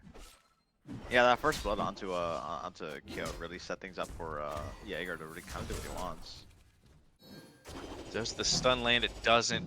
Tyler Assault good enough to make Jaeger back up a bit. But he's definitely getting some poke damage. Now the rotation onto Guzzy a little bit here. Juan gets that silence off to try and stop the dash. But Raptor's back here in this solo lane. Kaio in trouble. He does have the cavalry charge to get out safely. This time, Lord of the Afterlife used to try and catch him out, but Kaio will be able to make it back under his tier 1 and get back to base, not falling this time from the rotation from Raptor.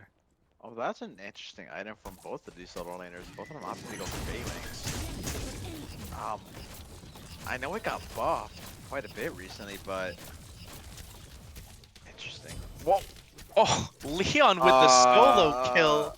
Seth Senpai sleeping a bit there, just took too many autos from the Ishtar. Was he out of mana? Could he not dash? Anvil of Dawn getting charged. Kroger lands down, gets a 2-man wall stun there. Spin to win, forces out the home sweet home. Damage getting turned around back onto the Thor. Guzzy should be out safely, but is forced to use that ultimate, so kind of ruins his ability to fight aggressively for the moment. But that is Anvil of Dawn down. Going back to what you were talking about with the Phalanx, though, for both solo laners, I kind of thought, as we have a quick pause here, it seems, as we wait for Juan to make it back into the game, I thought we'd see a Phalanx at some point, but I am a bit surprised that we see it from both. The buff giving the two of them the buff to it allows the oh wow, I'm just falling apart trying to talk about this. The buff that it gives to minions is also now applied to you as the god. Was like kind of the main buff that it got. I feel like that's not too bad. It's not bad on someone like Osiris, who's really auto attack dependent, but on Guan Yu, it's interesting. I don't really see what value he gets out of it. I would have much preferred he go into the what's it called, the green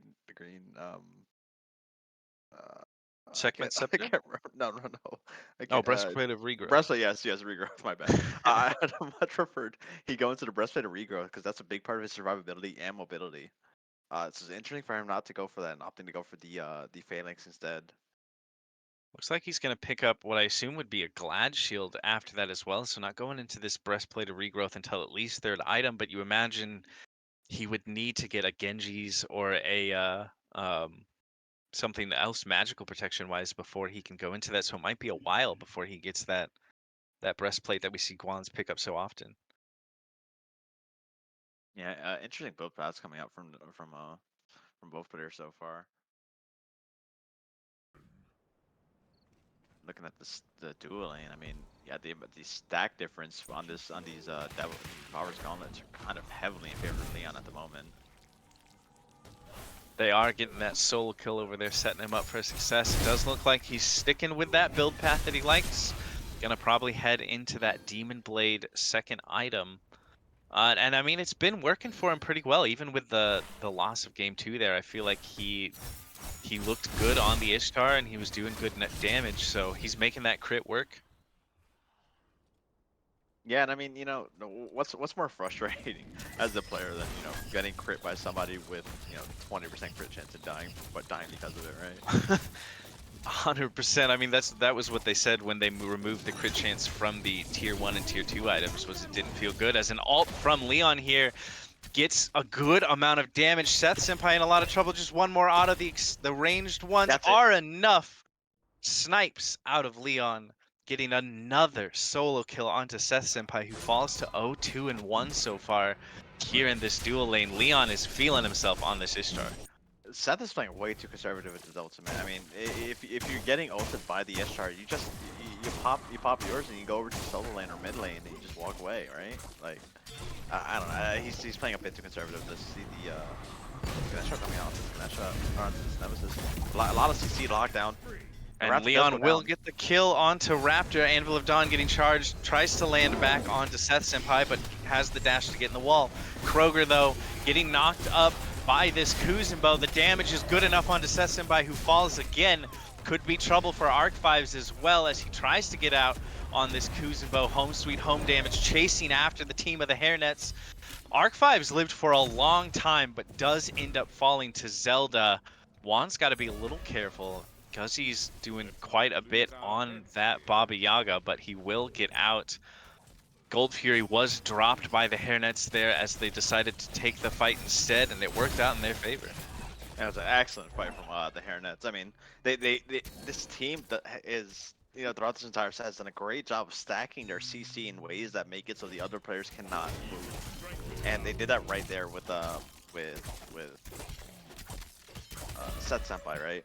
He just couldn't play the game for so long. I mean, the Hairnets are definitely playing to win this set, and they get a lot of big kills there that are going to set some key players behind. Notably Seth, who's now down 2 levels to Leon. Yeah, that is a big deficit there in the dual lane. Does look like he's managed to pull it back to about a level and a half as he ticks over to 10. But he needs to definitely focus on farm and playing a little safe. Good wall out of Kroger to get rid of the Retribution Shield from Nemesis and make sure he gets out safely there. Gold Fury's still up. Neither team opting to head back over to it, just wanting to farm up instead, as we do see a rotation from Raptor towards Leon, but he's walking right into him. Gets the dash off, using that ultimate. Does he get the stun? He does not. Forced to beads as Raptor dives underneath the tower, uses that ultimate. Seth Senpai, the one who gets the kill, is very big for him to get some more gold back in his pocket and start to turn around this deficit that he has in the duel lane. I think they might be looking for his gold Fury now. Yeah, they are. They're definitely going towards it. Home Sweet Home comes out. Forces Just out. go through it. Zelda's so in, and Zelda will get the kill onto Guzzy. Ice Age, though, should get this Gold Fury, and they do. So they lose their mid laner, but they get that Gold Fury in return after getting the kill on Leon before all of that. Hairnet's now heading over towards the Pyromancer, but it seems like Jaeger's nearby. He knows it's happening. Kaio's proxying out in right, so he's not quite here yet. And Jaeger doing enough to be threatening around this Pyromancer, but Kaio now behind him with Raptor on the rotation as well. The Hairnets drop the Pyromancer for the time being. Yeah, if you're Ice Age, that's the best case scenario for you. You lose your mid laner, but you do get Gold Fury, and you do manage to keep the Pyromancer alive. So it's not gonna, the gold lead that the Hairnets have isn't gonna extend much farther, even after his tier 1 goes down in left and right lane. Only Just sitting at about a 1500 gold lead. You know, that was the lead that they had for a bit in game 2, and then were able to snowball that into around 6K for a while. We'll have to see if they're able to do that again, as the damage onto Guzzy. As Tiamat's starting to swing at the moment, has that Spear of Deso up, has that Spear of the Magus up as well. Juan managing to take one of those Oracles. Just a small play there to make sure that they don't completely lose, or they don't have enemy vision in that Gold Fury pit, I should say. Baba Yaga went into a Rada Tahuti second item, expensive, but that means that Guzzy's going to be doing a ton of damage. Raptor's so low as Anvil of Dawn is charged, but Kroger decides to go a different way, landing on top of the Baba Yaga instead, who has the home sweet home, heads up into that. The double tap damage, just not enough damage, so close, but Guzzy will get out for the moment, and Raptor's alive too. I'm a bit curious why Kroger decided not to land on the Nemesis, who was so low health. So I don't hate that play there. Juan had, you know, the Baba Yaga locked down pretty well because he actually couldn't move. I don't think he used beads either. So he was kind of able to go onto that. It should have been a kill, but it wasn't worth the drop. It's a good solo kill coming here from Beyond. We could. It's just one more auto. Seth does hit it, but that was a little too close for comfort. Leon almost turning that around. Not quite able to. Seth starting to turn around his game. He had fallen quite a bit behind, but now he's back even in levels. Yeah, this dual lane tower should go down as well, which will make Leon a bit more unsafe. No, let's say he's gonna back and give up the tower. Unfortunate though that that target shift towards the Baba Yaga was just not quite enough to get the kill. She lived with what had to have been below 100 health. Didn't quite work out in the Hairnets' favor, as both teams are kind of grouping around this Pyromancer right now, except for the aggression in from Zelda, who gets immediately pushed away by Arc 5s. Kaio in the back trying to deal and slow down Raptor, who does dash away from the damage out of Kroger, but the Hairnets start up this Pyromancer for the time being. Jaeger here being a menace onto the jungler of the Hairnets, who just have not been able to actually do this Pyromancer. Ult out from both Kroger and Seth Senpai. Kroger landing in the backline just off the mark with both the ult and the wall, and might pay for it with his life. Good hammer toss, beats Aegis trying to make it out, but with Home Sweet Home getting used, I don't see a world where he gets to live here, and he does not. Guzzy gets the kill onto the jungler of the Hanford Hairnets. Shell used to make sure that the rest of them are able to retreat safely, but Raptor does not want to let that happen. Good CC out of Juan, puts Raptor low, but he's able to dash away for the moment. Seems like the rest of the fight will fizzle here in mid, but Ice Age doing a good job of making sure that the Hairnets aren't able to play the game that they seem to want to play. Yeah, I mean, this rotation, you know, around this Pyromancer makes sure that they're not able to trade out that Gold Fury way back when they put it, you know, initially. And, you know, we're 16 minutes in this game now. I didn't realize how much time had gone by. We're 16 minutes in the game, and the only objective that's gone down is one Gold Fury, which has kind of been, you know, kind of unheard of now in, you know, in Smite nowadays. Yeah, I mean, especially since we had a 7-minute Gold Fury in the last game with so much objective focus. The Ice Age is just doing a great job of making sure they're positioned to stop the Hairnets from getting them, and even now they're the ones who are pulling this Pyromancer. Seems like the Hairnets know about it and are willing to give it up, though, as they rotate over towards the Gold Fury instead. Kaio in mid, making sure that there isn't too big of a rotation towards this Primal Fury. Anvil of Dawn getting charged up as the Chernobog is here. Seth Senpai trying to steal it away, and he does. Ice Age get the Primal Fury, but can they get out alive? Lots of damage onto Seth Senpai. He will end up falling to Kaio, but Jaeger is in the backline doing a lot of work. Raptor low, meanwhile, on the other side. Kroger does manage to get out for the time being, but can the same be said for Zelda? It seems like he will be able to back up. Kaio is still behind enemy lines by himself back there, but probably not a lot of kill potential. Lots of low health bars, but Seth Senpai the only one who ends up falling in trade for his team getting that Primal Fury. That was a big fight right there for Ice Age. They lost their ADC, but they do manage to steal the Gold Fury, and they've managed to take the gold lead as well now. And with that tier 1 in mid going down also, that puts them up about 1200 gold.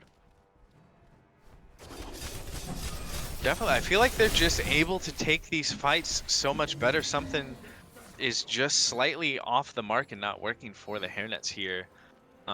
As they continue to try to, it's not like they're still up in kills, but they're down in gold now. The picks they've been getting, maybe not quite as impactful as the ones that Ice Age have managed to get.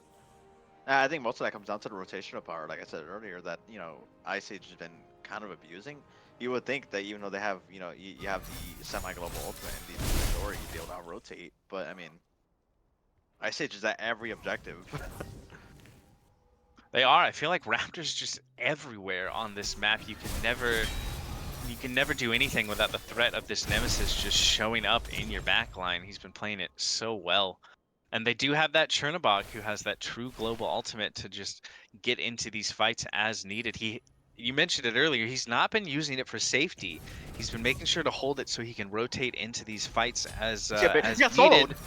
But he gets soloed. That is the third solo kill Oh my that God. Leon has gotten on Seth. Seth getting one solo kill onto Leon. This Ishtar, Leon seems to be very comfortable taking the 1v1s regardless of what's happening on this pick. Leon is actually just sending it, dog. Like, he does not care about Seth at all. He gets soloed once, sure, but like, that hasn't stopped him at all from turning it around. Yeah, he's just taking the lead that he got early and is just running with it as best he can. Hairnets grouping here and diving under this tier 1. Anvil of Dawn used again as Kroger lands into the tier 2 tower, but Home Sweet Home knocks him up. He's forced to Aegis and Beads as he gets pushed into the tier 2 tower by Arc-5s. Now Raptor on this Thor should end up falling, and he does. Raptor getting credit for that kill. They do get the tier 1 tower in mid, but once again they lose the jungler in trade. Jaeger on the chase here, running at the entirety of the remaining Hairnets members, and Seth Senpai will get the kill onto Kaio as the chase continues. It seems like Ice Age are willing to step up to this tier 2 tower. Guzzy, though, taking a lot of damage, needs to play a bit safe, but they are poking down this tier 2 and they will step up into it. Should be an easy kill, but Zelda rotates around the side and gets the pick onto Guzzy. Might be caught out a bit by Arc-5s, but seems like he should be able to walk back to his Phoenix safely. At least able to turn one pick around, but that was a convincing fight for Ice Age. Yeah, I mean, Ice Age has just been doing so much to these. Like I said, it's these rotations. They're around the map. They're on every portion of the map. Raptor's everywhere that he needs to be. I mean, yeah, they're just doing a great job overall. But like notably, like I haven't said it. I don't think we've talked much about it, but Zelda has been kind of a menace right now into great ultimate, great wall. Looks like Lots of trouble for Senpai. He does That get does in, go but down. Leon will get the kill with those shotgun autos. You were saying about Zelda being a menace, though? Oh yeah. Zelda's currently 3-0. It's kind of been cooking on this Tiamat. I mean, Gunna kind of fell out a little bit after the nerfs to all the books and the library build, but I mean, showing that she's still definitely playable. 100% looking very, very convincing on this pick as both teams start to group around this Gold Fury a bit. We saw the Hairnets try and pull it, but once again, Raptor and Arc-5s were there on that rotation to make sure it did not get to go down for free. Does Raptor just have some sort of like personal passive with Nem where he just gets the ability to like, I don't know, I feel like he's everywhere on this map. There's no point in which Raptor is not involved in a fight. Yeah, I mean, like you said, Raptor's kind of. Oh wait, might see a big fight. Zelda's Do super pushed up Pyromancer here. getting pulled. Zelda could be in gets it. trouble, but he does get that Pyromancer and a kill onto Raptor. Diving into the backline here. Will end up falling to Guzzy. Leon, though, turns around a kill as well. Seth Senpai ulted into this fight, but look at the damage he's taking. Leon is in so much trouble, though, in the back. Kroger will end up falling. Leon running for his life. Jaeger trying to finish the kill. Arc-5s gets the beads, but the dash is good. This is all about saving Leon at the moment. Both of these frontliners doing everything they can to stop it. But the turnaround of the shell spikes there for Arc-5s gets the kill onto Leon. Unfortunate for the Hairnets ADC. It's so tragic. If he doesn't recall it right then and there, he is out and alive. Unfortunately, Leon does, and he does fall as a result of it, and it's gonna be a Gold Fury going over to Ice Age as a result. This will extend their gold lead a bit more. The Hairnets did manage to get that Pyromancer, so they slowed down some of the bleed that could have happened from that fight. But now around 2,500 in favor of Ice Age. Hairnets, though, still with the kill lead. So if this was team deathmatch, they'd be taking the win. Yeah, they definitely believe that was the case. This is like the point in the game where both teams are starting like a Fire Giant in these past two, so I mean, they could definitely do it. And you know, with Seth Senpai and his Chernobog, he can split push as much as he wants. Somebody's gonna have to answer it. I think your best option would have to be Kroger. He's like the next best at rotating, or Kyo since he has a teleport.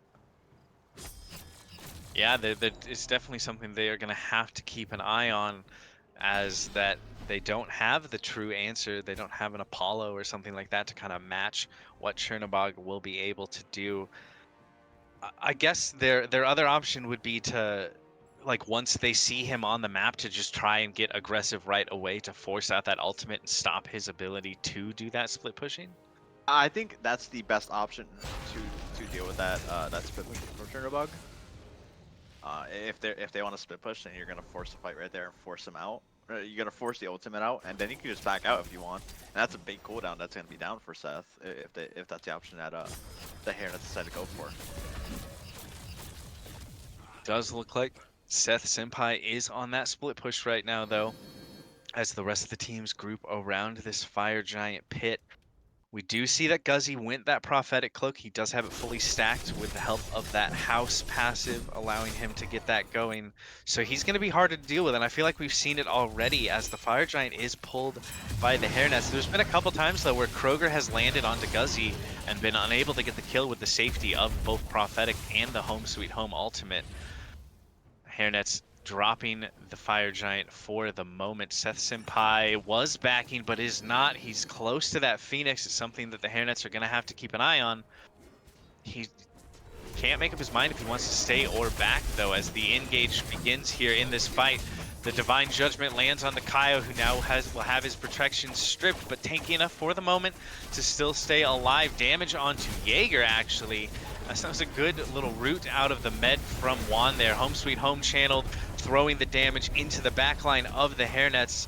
Zelda could be in a bit of trouble. Kroger had to back to deal with Seth Senpai, meaning they did not have their jungler, and Raptor will get the kill onto Zelda.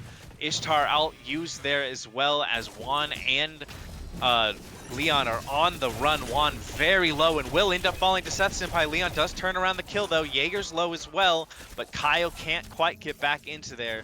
Arc 5's making sure he can't step up completely. Jaeger channeling the back should be able to get it off. Kroger is back now after dealing with the split pushing that Chernobog was able to do, but picks advantage heading the way of Ice Age.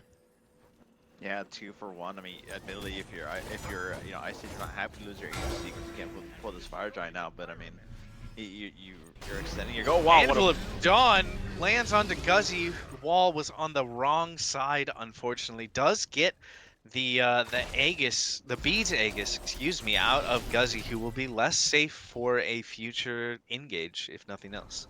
Didn't even see him in the air. I'm not. Yeah. I mean, he's got Transcendence and Jotuns, so he's got that 30 CDR. He'll have that ultimate backup. I like him just, I mean, if you've got it, give it a try. Worst case scenario, you know, it just doesn't work out, but he got Beads Aegis out of the mid laner. And you're Baba Yaga. I mean, you are relatively safe with, you know, especially with this build that, you know, Guzzy's opted for, but you're not unkillable. And, you know, having your two biggest pieces of safety being your Beads Aegis down for about 2 minutes now, it's going to be rough, especially with this Fire Giant that everybody's looking at. Well, I say that, but the Hairnets are on Goat Fury. They are. It's just Leon really near the Fire Giant pit. So once this Primal Fury gets dropped, we could see Ice Age try to hit the go button. But it looks like they will instead rotate towards mid, just to try and push this wave out a little bit. Kaio there just to kind of be a distraction, make sure that his team is able to get done what they want to get done. They do spot him out. They do ping him and ping him. And they know he's there on the split push again. Seems like you were right, and it is going to be Kaio this time that heads over to make sure he doesn't get that. Kroger actually backing and heading towards that right lane as well. Again, it's just Leon over here as Senpai channels the ultimate, lands on towards Leon, gets the ultimate out of him after the blink from Raptor. That's a big utility cooldown and safety measure for the Ishtar taken away as Fire Giant is pulled by Ice Age here. The zone from Jaeger and Raptor trying to make sure that the team will get this. Kroger ults into the back though. Can he steal away the Fire Giant? He's trying. He does! The Hairnets get the Fire Giant. Ice Age was doing such a good job zoning, but two were able to get into the pick. Zelda does end up falling to Seth Senpai as Leon battles it out with Raptor here. Jaeger low in the back, and Leon will get the kill onto Raptor. Guzzy turning around some damage onto Juan. But the Hairnets steal away that Fire Giant. That was, I mean, Anvil of Dawn was good to get him in there, but it didn't look. Was that Kroger that stole the fire? Or was that someone else? It was Zelda. Zelda got it with his one. Ah. Well done by the Hairnets to make sure that they got that. Losing Zelda doesn't feel good, but you get the Fire Giant on 4 other members and make sure that Ice Age do not get that all-important buff around their waist. Yeah, and if you're a Hairnets, I mean, the game is basically back to being dead even. You can start pushing up some of these towers. I mean, yeah, your siege is quite strong as well. You know, you have the Guan Yu with the cavalry charge. You have Kroger as well. I mean, your dive is excellent. So you can just push these towers and have. There's not really a whole lot that Ice Age can do. Their defense isn't particularly great. Yeah, they don't have. They have the artillery mage, you know, out of the Baba Yaga to help with that defense, but I think I agree. The siege out of Hairnets is just kind of better than the defense that Ice Age have. But it seems like Ice Age are not willing to just give up these tier 2s for free. They are stepping up to at least soft defend and slow down what the Hairnets want to do as Seth Senpai continues to split push over there in the left lane, making sure these waves are not pushed up towards their tower. See a small rotation from Kroger over there, looking to catch him out, but they gotta know that he's already backed, and yeah, they definitely see that he's back now. But this is a lot of time being burnt off of this Fire Giant. I mean, you only have about half of it left. I think what, maybe a minute and a half, a minute or so. Yeah. Yeah, about a minute left on the Fire Giant. I guess maybe the Hairnets are just viewing this as we didn't expect to have this Fire Giant. We didn't expect to be able to make a siege here. So whatever we can get is worth it and just help us kind of even out the gold to get ready for the next Fire Giant as they do group over here in this left lane. Tiamat minions are also pushing down in right lane. Not quite the split pushers that they used to be, but they are pushing into that tier 2 tower as well in right. And it might be a tier 2 tower in both lanes, actually. These minions do a surprising amount of damage, especially with the wave coming up right behind them. Does knock that tier 2 and solo down to about half before the wave crashes just in front of it.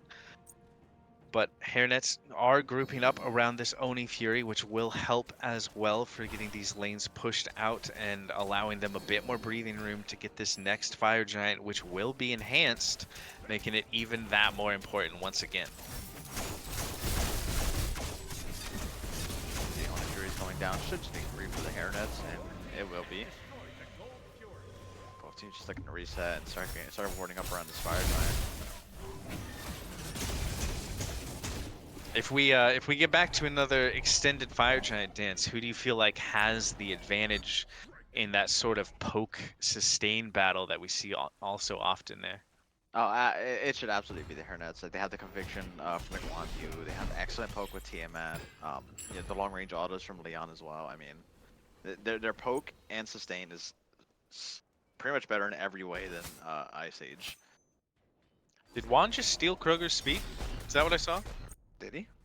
I'm pretty sure he did. I think he's got that speed buff around his belt. He does. Wonder if that was a conscious decision out of both of them or just kind of an accident. Either way, though, Fire Giant does respawn here. 32 minutes into this game. Zelda forced to beads here early. Not what you're looking for if you're a Hairnets fan. But they do have the aggressive positioning around this this side of the map. Seth Senpai is pushing that wave though in left, walking it closer and closer to the Phoenix. Nobody backing yet to try and deal with his split push. Instead, deciding to pull this Fire Giant. And Seth Senpai gets onto the Phoenix properly, starts burning it down, but the Fire Giant is below half. Dharmic Pillar's used to help with the burn. Jaeger's in the back though, trying to deal with what Leon can do to burn this Fire Giant. We see a big fight happening. Lord of the Afterlife up, down as Ganesh is pushed out. The Hairnets do get the Fire Giant, and Kaio gets a kill, but Leon is killed in return. Krogerman kills Jaeger as Zelda blows up Raptor. Hairnets get the enhanced Fire Giant. They lose their ADC though, one of probably the most important target to keep for this siege, and they lose their left side Phoenix to Seth Senpai on that split push. They still don't have plenty of damage though. I mean, you know, door damage is definitely nothing to sneeze at. They can take this not if they really want to, and I think they will. Kroger focusing it down, and you're right. I mean, those autos are chunking that bird with the help of EFG, and they will get one back in return. Zelda right now on wave duty, just making sure that that left wave is pushed out. Kaio getting chased a bit, but should be fine on the Guan Yu for the moment. That does, I mean, look at the gold. We're 34 minutes into this game, and we're still within 1,000, 1,800, math hard, between these two teams, which, I mean, 34 minutes in this game, 1,800 is basically even. Both these teams have been dead even this entire set so far. I mean, both of the games that each team has won have been by the narrowest of margins. Like, nothing has been very convincing at all. So, if you're the Hairnets, and say they don't, if they're unable to get the win here with this EFG, which I would say it would be a hard press to try and do that, is there something you would switch up for how to deal with what Seth Senpai is able to bring on this split push? Because they got the fire and they won the fight, but they did lose their Phoenix. Is there some other way to try and counter out that? Your best option is to send your best option, right, is to send Kyo over there. Kyo is the only one that's able to get immediately back to the pit without having to use their ultimate. He just teleports right back over and he's there, right? If you can force out the ultimate from Seth early by forcing a fight, or like they did there, forcing the objective, even though he got the Phoenix, they're still in a much better position than what Ice Age is, even though they are down their left side Phoenix, which admittedly is the most important Phoenix. But the fact that they were able to get the Fire Giant regardless and get 3 kills on top of that just shows that it doesn't really matter. They're not going to care about the split push as long as it doesn't end the game. Kroger was wrapping around the back, but Raptor was wrapping around the back of him as well. They knew exactly where he was. He's up in that Anvil of Dawn now and decides to just back away for the moment. Fire minions are on the Titan of both of these squads, actually. 2 waves heading into the Hairnets base, who are a lot further out than the Ice Ages, and Ice Age able to deal with those waves. Does mean a little bit of poke damage will land onto the Titan of the Hairnets, but they'll get this Primal Fury as Kroger backs to deal with those waves. Fire Giant should be back up in just about exactly a minute now as it falls off the waists of these Hanford Hairnet members. I think if you're the Hairnets, right, if your Titan isn't less than half, I don't think you really care about Seth split pushing unless he goes in with it, in which case you kind of lose the game regardless, unless somebody gets like preemptively, you know, spots it out. But yeah, I mean the split pushing will be hard for them to deal with either option. They're going to sacrifice something no matter which way they go. Yeah, it's just what the Chernobog has always been able to bring with that ability to just push to his heart's content and be in the fight regardless. It does look like Kroger's over here on the defense of this lane, but Jaeger's here as well. Kroger could get caught out if he's not careful. He does have that Anvil of Dawn. He took a lot of damage before that happened, but he jumps back to safety. Seth Senpai, though, committing the ultimate, gets the beads Aegis out of this Thor, who's in a lot of trouble. Just one more auto from Seth Senpai, who can't hit it. He is just barely off the mark. He will step in and re-get this left side Phoenix. Nothing Kroger can do about that with how low he was. But it means that without that Chernobog ult, they are going to be down their ADC, and this Fire Giant is starting to burn rather quickly. Jaeger was able to teleport back in here, though, and is on top of no Leon. who uses that dash to root the Osiris and place Fire Giant, still not leashed. Very low as the Home Sweet Home damage is ringing through as well. Zelda low in the background. The Hairnets get the Fire Giant. Ice Age's Phoenix does respawn, but Leon gets a pick. Kroger gets another one onto Raptor. This is going the Hairnets' way. A good stun out of Leon should spell death for Seth Senpai, and it does. A big fight out of the Hairnets, who have all 5 members alive, all 5 members with EFG, and just 2 remaining on the side of Ice Age to try to defend. This might just be game. Guzzy does not have Home Sweet Home, which is a huge part of his defense, and Osiris isn't the greatest god at defending, even if he had Lord of the Afterlife up. Anvil of Dawn used, gonna land just off the mark on to Guzzy, but lands on the Titan. The Titan is dying so quickly. Zelda manages to get 1 more kill, but the Hanford Hairnets turn around game 3 and go up 2-1 in this set. Yeah, that entire fight was just so well played by the Hairnets. I mean, Jaeger stepped a bit too far into the Titan, or not Titan, excuse me, the Fire Giant pit, and just got deleted as a result of it. I mean, yeah, the split pushing from Seth was good and all, and like I said, he did get the Phoenix, but if you're Hairnets, you just at that point he's there. You can just run into them, you know. Yeah. I mean, yeah, that was just an excellent fight at the end there by the Hairnets, and they came out and won the game as a result of it. No Leon, a huge 10-5 with 41k damage. I mean, there's nobody in the lobby close to that. Yeah, he's 10k higher than the next closest, which is Seth Senpai with 31.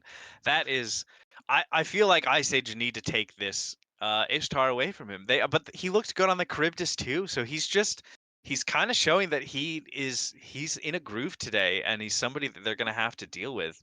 And you pair him up with Juan, who once again on this Ganesh, 0-1 and 13 is a great support slash line.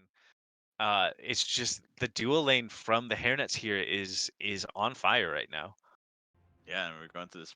That was a pretty big game 3 because that puts them on game point now. They just need one more win, and they'll win the finals. Yeah, all the pressure on Ice Age to try and turn this back around. We'll find out in game 4 once we get back from a quick break to see if Ice Age can do it, or if the Hairnets will become the Lancelot Division champions here on the Camelot Smite League. Don't go anywhere.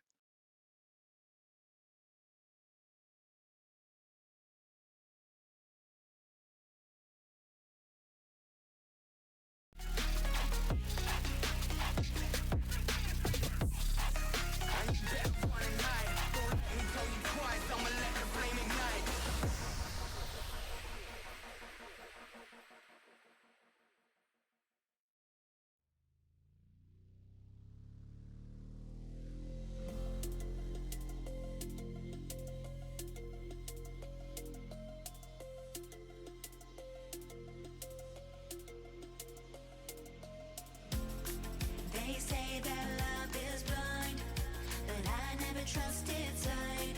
When I turn and look inside, there's nothing I can't find. In the silence of the night, when my demons come alive, I hear a voice disguised, telling me we're not alright.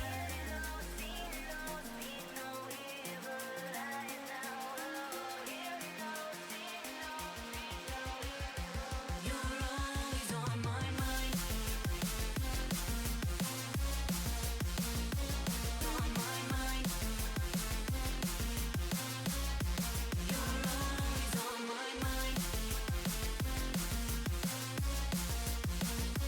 On my mind.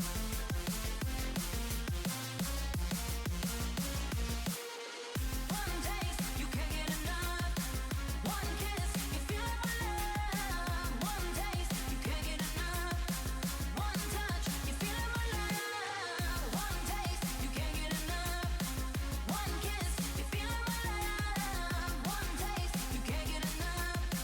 One touch, you feel my love.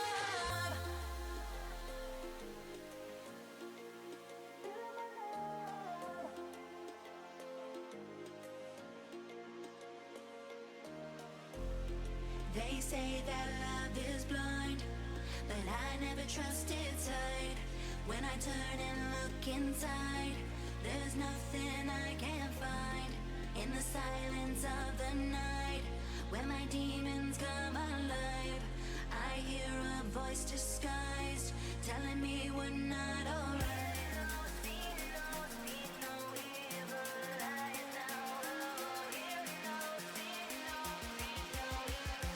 You're always on my mind. On my mind. You're always on my mind. On my mind.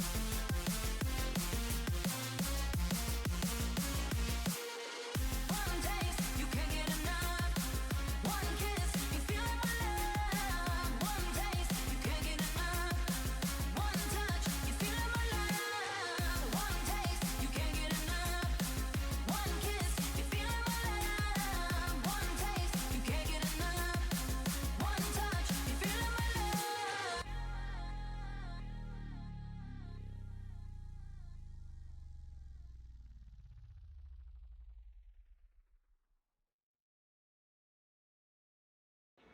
Mama said you're meant to burn as bright as a star among the midnight sky. All the pressure blinded me, but now I see I'm no different from the rest. You said I'd fly away, but my walls have kept me down. Now I'm lost and I'm afraid, and I'm close to hit the ground. You said I'd fly away,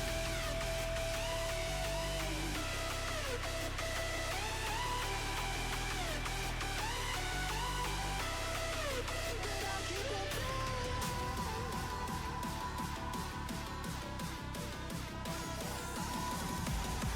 Said I'd fly anyway, but I'll keep on flying.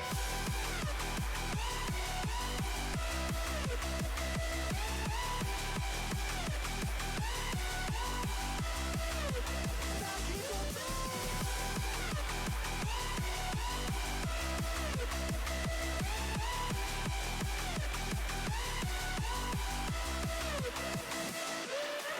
We're all searching for that open door. Show me proof that there is something more. I just hope I am okay with the choices I make. Maybe then I'll understand. You said I'd fly away, but my walls have kept me down. Now I'm lost and I'm afraid, and I'm close to hit the ground. You said I'd fly away.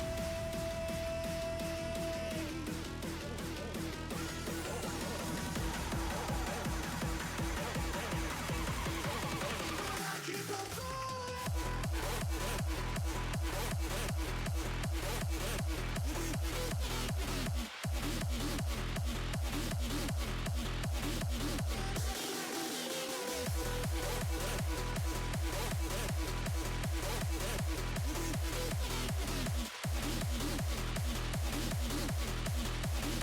But I keep on falling.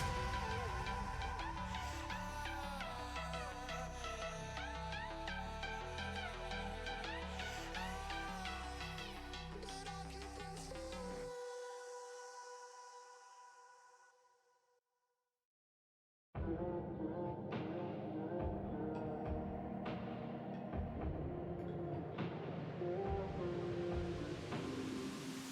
Oh, I don't mind a little rain on my suit. A little bit of angry makes you cute. And we've been watching this show so long, but it feels like everything that we wrote went back into the pen we used. Won't take long, even when I'm without you, babe. So listen up and play along. And that's how time flies, like we on a different timeline. Tell me that you're here and feeling down for anything. Oh, I'm down for anything. It's fine line that we keep on walking all night. Tell me that you're here and feeling down for anything. Oh, I'm down for anything. Got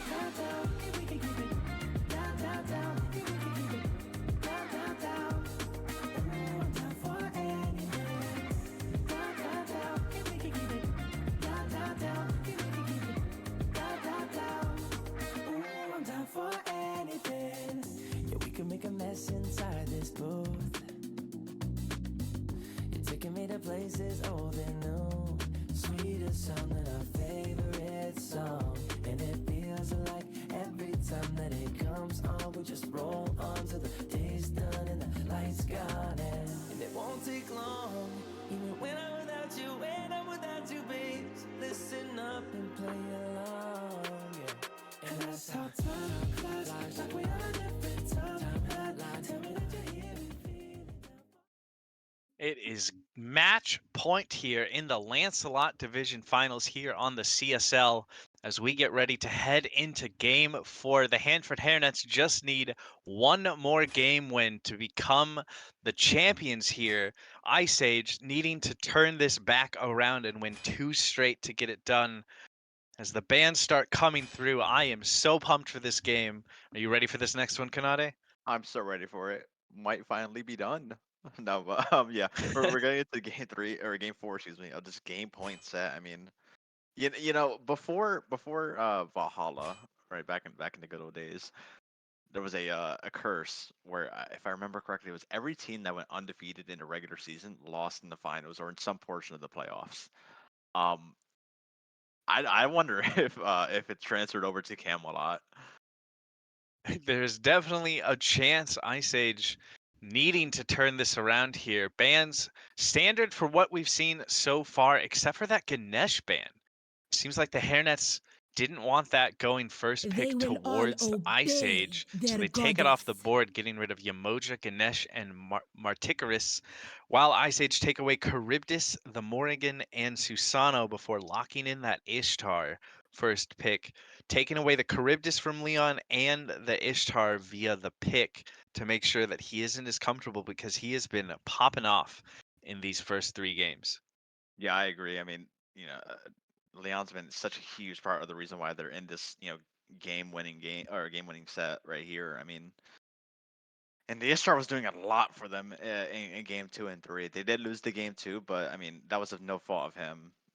And we're seeing the Guan Yu hover, might run it back, and they will. Our And the deeds Thor shall run be back as well. written I in like these legend. 2 picks. They, Kyo and To Kroger look very shatter good on these 2 gods. mountains. They did, and it gives them such good engage and dive with both the Anvil of Dawn and the Cavalry Charge. That's a Cthulhu Locket for Ice Age. Another pick that I did not expect to see here today. Merlin makes a lot of sense. Guzzy looks great on this pick, but Cthulhu, do, do you think this is a support pick, or is Jaeger going to take this into the solo lane? If they're Can you taking this keep as up? support, they're Exactly. actually trolling the game.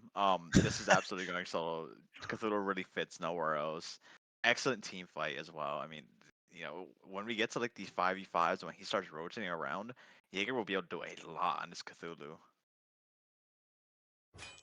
Yeah, I'm taken aback. I did not expect to see that Cthulhu locked in, but with the Cannoneers Curious getting buffed in 10.5, Guardians have been seeing a little bit more play from what I've been hearing in that solo role. So I have to see if that's the route he decides to go. While on the other side, it was the Danza Brua lock in for Leon, another comfort pick for him that he really enjoys playing. So they wanted to make sure they got that there in the top 3 picks.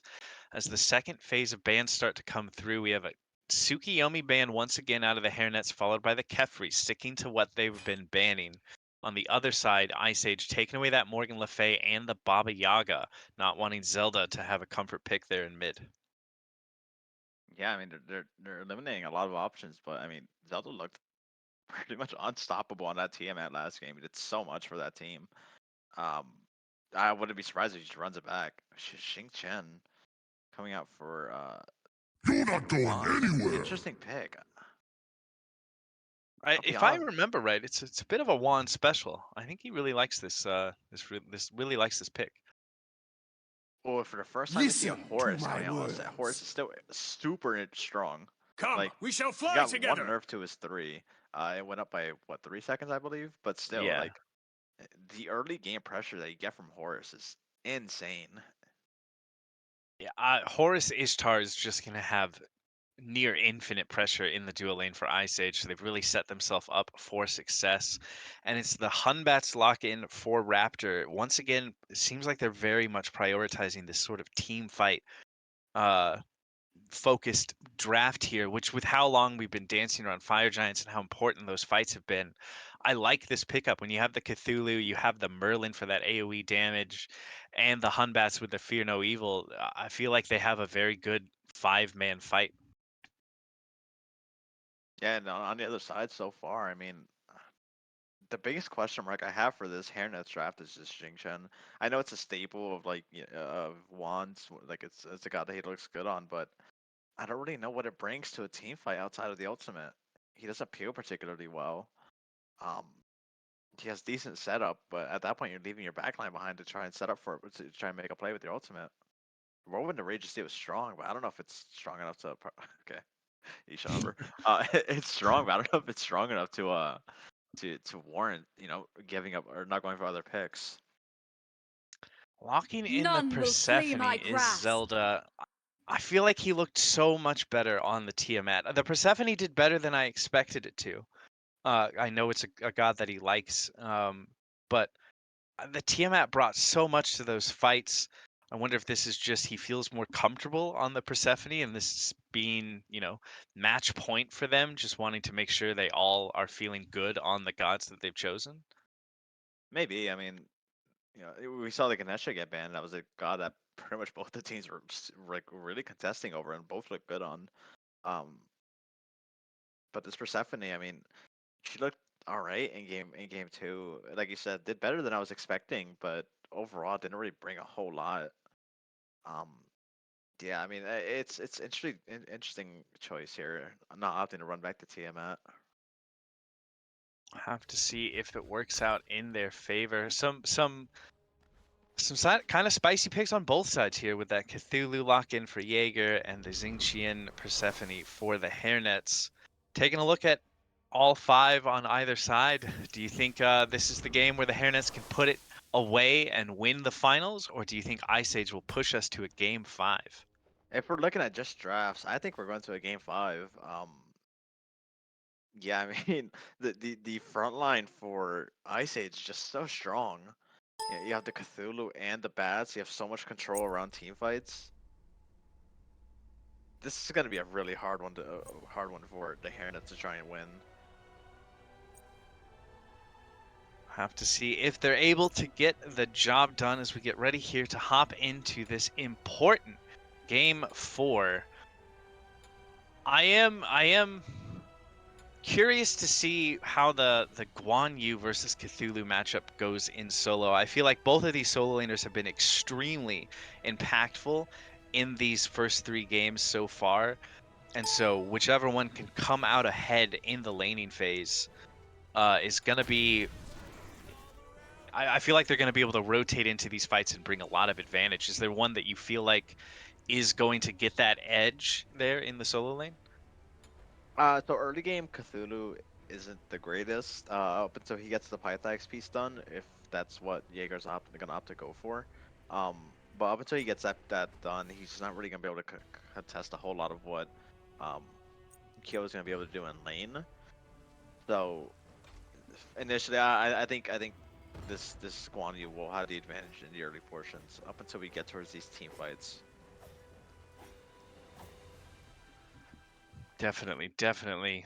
Taking a look at some of the builds so far, we see the Tainted coming out from Jaeger as his starter item, and then he's got tier 1 of that Gauntlet of Thebes tree, which is also the Cannoneer Curious tree, if I am correct. Oh. So he might be going for that start with the recently buffed item. So let me just say, right, of any Guardian in the game, Cthulhu is the last one that needs Cannoneers, right?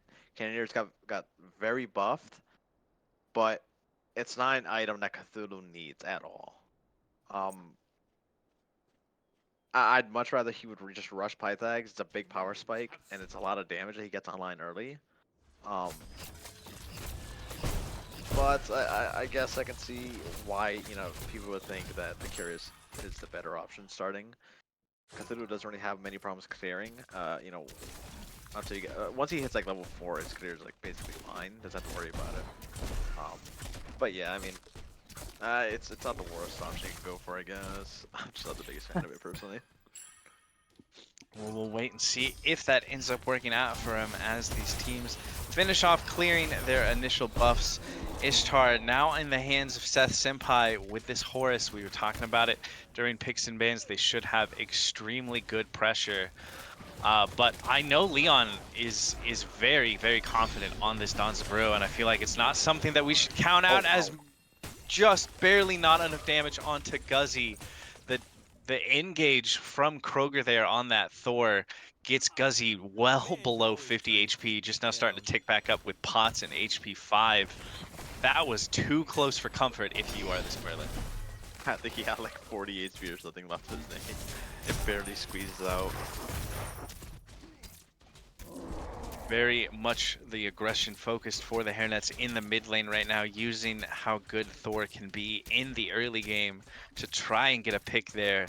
Unable to do so, but definitely make sure that Guzzy's uncomfortable. He's already used all of his pots. We're only 1 minute and 30 seconds into this game, so he's gotta start playing safely now here if he opts not to back this early. Yeah, it looks like right now he's sitting on the tower, just waiting for the wave to come under. Merlin clears good, so he will be able to sit there and get the job done, as he has to play the annoying minigame of can you dodge Persephone flowers for the next anywhere between 25 and 40 minutes. Yeah, there's I think Persephone does really well. It's be annoying and poke hard. Yeah, it's gonna be a rough matchup in the early game for Merlin. Not the greatest early game. Obviously, had a lot of pressure over here. A lot of damage coming out onto Seth. Yeah, 2-man taunt out of Leon there definitely turns things in their favor. Like I said, don't count this ban out on the Danza, even if it's not quite a meta pick. He is very comfortable on it, but we do see both supports jumping in back onto the ADC's Horus damage. Does a lot to Leon. Fracture into that wind gust. It will always get the job done over there in dual lane. Raptor is making his way over towards the solo lane, but probably just to secure Jaeger's blue buff, it would seem. Not trying to get an early kill onto Kaio quite yet. We've basically gone back to the point of what was that? So much damage. Zelda's making this Persephone look a lot better than I expected. Here comes Kroger though. Double tap into the hammer teleport does a lot to Seth Senpai, but just not quite enough to get that first blood in for the moment. But they are rotating over to try and steal away this purple buff using that pressure that they got. Xingqian stepping up to make sure that they get it, and they do in fact successfully invade that purple, taking away the XP and the buff from Seth Senpai there to make sure he stays a bit more behind.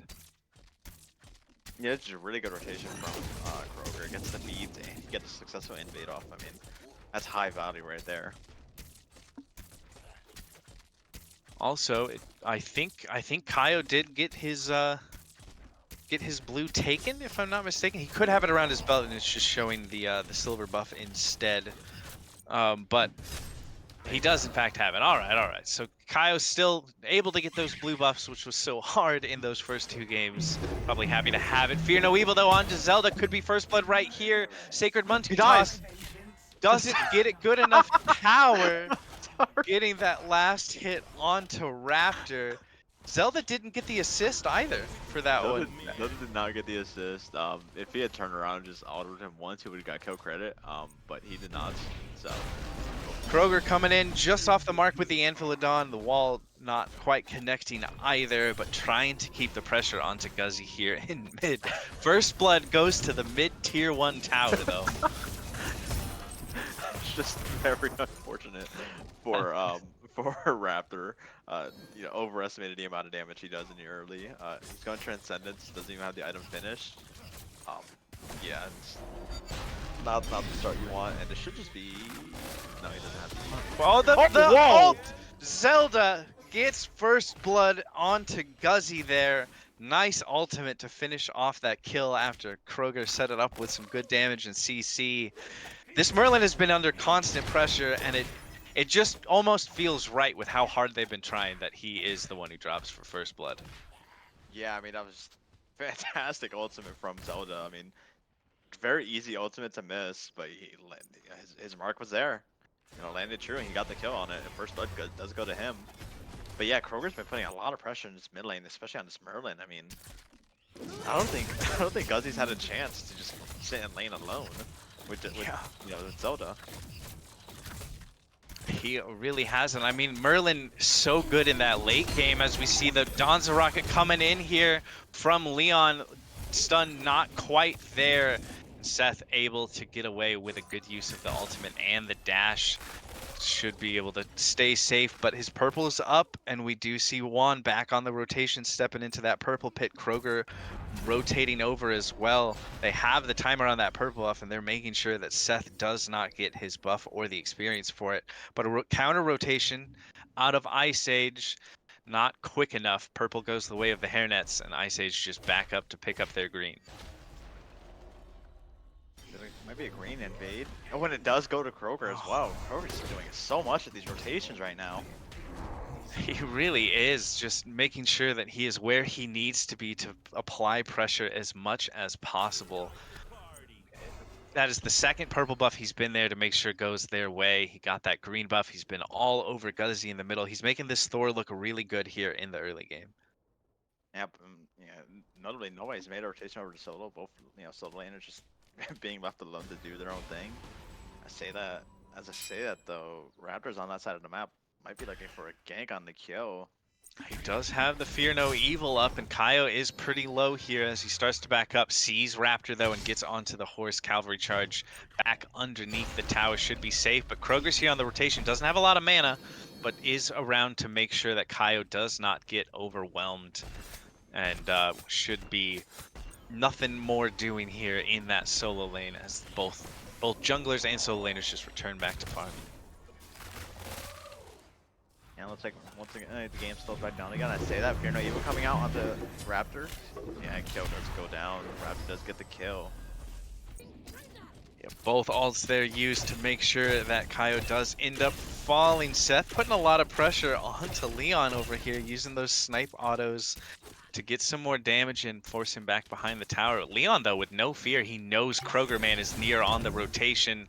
Kroger close by does have that Anvil Adon if needed, but he needs to use it quickly as Leon's in trouble. Good stun, gets the beads out, the double tap while slightly off the mark. Meanwhile, Horus is on the chase onto Zelda. Oh, it's a rotation Gets from the Zelda. kill onto Seth Senpai. Good ult out of Persephone.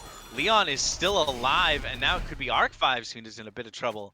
Does manage to get that 3 off to dash to safety, but what a rotation out of the mid laner from the Hairnets to make sure that not only does his ADC survive, but they get a kill in return as well. Yeah, Zelda's rotations in the entire set have been so good.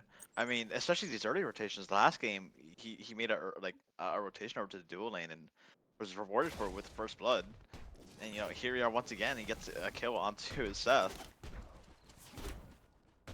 I don't know if Guzzy just hasn't backed in a while and he has a lot of gold in his pocket, but he's over a full item down from what Zelda has. He does have 2300, so he'll be able to finish off that Spear of Desolation and start whatever he decides to go next, but he is going to be a bit behind, also 2 levels down from what Zelda's been able to do, thanks to the pressure from Kroger and that rotation ending up in a kill for Zelda.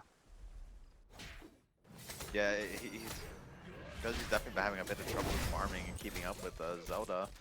Just yeah, it's mostly, I assume it's mostly due to the amount of pressure he's had put on him throughout the set, but I mean, it's not something that, you know, you think of when you see Merlin versus Persephone, that Merlin's gonna have trouble farming. Yeah, not at all. I feel like Guzzy's just got to be accepted in his head now that he's playing for late game. You know, once Merlin gets a few items under his belt and gets a few more levels, he's just always going to be a threat no matter how far behind you happen to be in the early game. So game definitely not over for Guzzy. As Kroger makes his way over, just taking a peek at the red buff of this Merlin, thinking, you know, could be an engage, but they're safely back underneath their tower, so he probably won't get it. As I say that, though, he teleports to the hammer over the wall. Definitely, you can see that he wants to continue this pressure onto Guzzi. Yeah, keeping his Merlin down should be his #1 priority. It's not a god that you want even with you. I mean, Merlin brings so much, you know, to the table, so much damage, so much control to a team fight, so much objective burn. Yeah, that's something we haven't really talked about, but the burn out of Ice Age is extremely good. Guzzi on the Merlin, as well as the Ishtar from Seth Senpai, should be able to burn any objective that they decide to go for quicker than you would expect. So it's something the Hairnets are going to have to keep in mind as we start to shift towards the mid game here. Yeah, we look at the mid game now. Both teams just kind of dancing around each other, trying to keep each other off this Gold Fury at the moment, which should be the first big objective at the that we see be pulled. Gold is in favor of the Hairnets by quite a bit more than we've been seeing here throughout the early game. 2,700 without a big objective pulled yet for the Hairnets. They've just been able to farm the map so well and make sure that the Ice Age members are not comfortable enough to be able to step up and get the farm that they need. Yeah, it's that as well as the invades that have so many invades that have gone in their favor. I mean, I think this is the first purple buff that Seth's able to get in a good while.